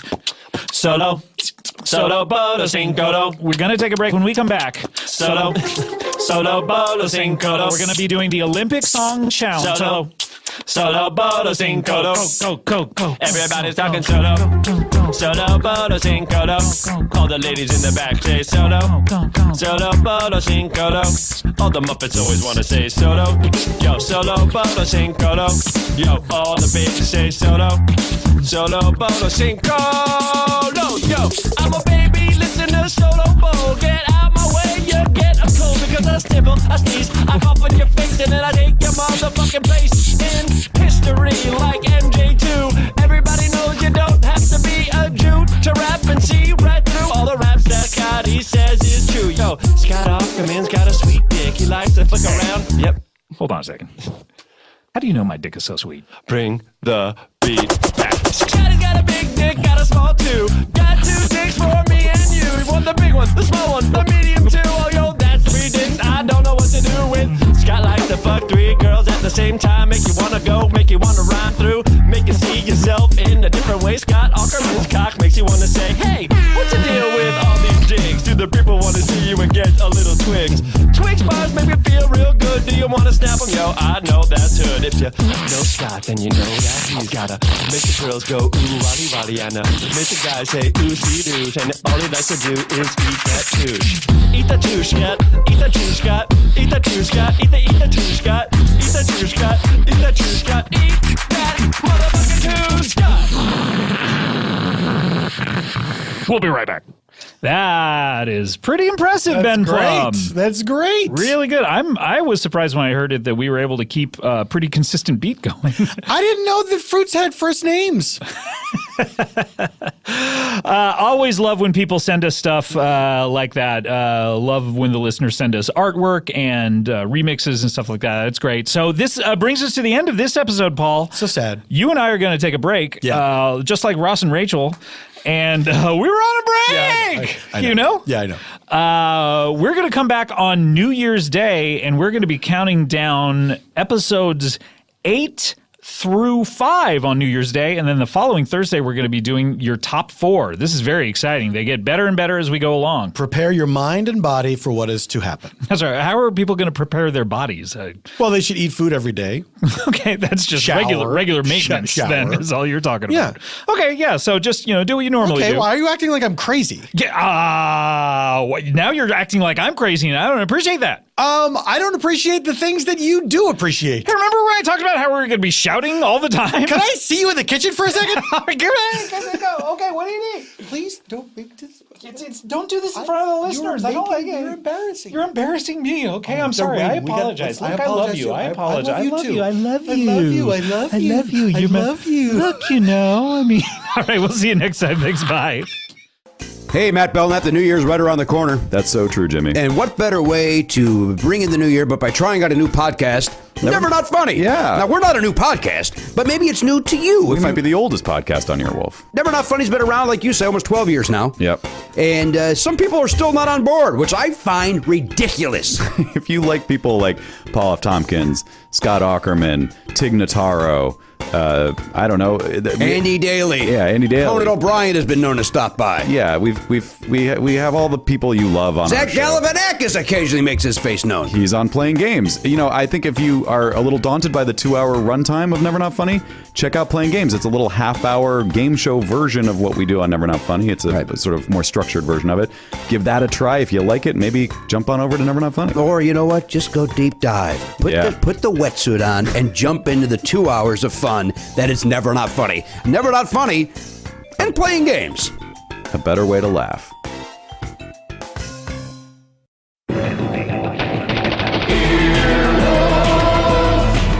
This has been an Earwolf production, executive produced by Scott Ackerman, Chris Bannon, and Colin Anderson. For more information and content, visit earwolf.com.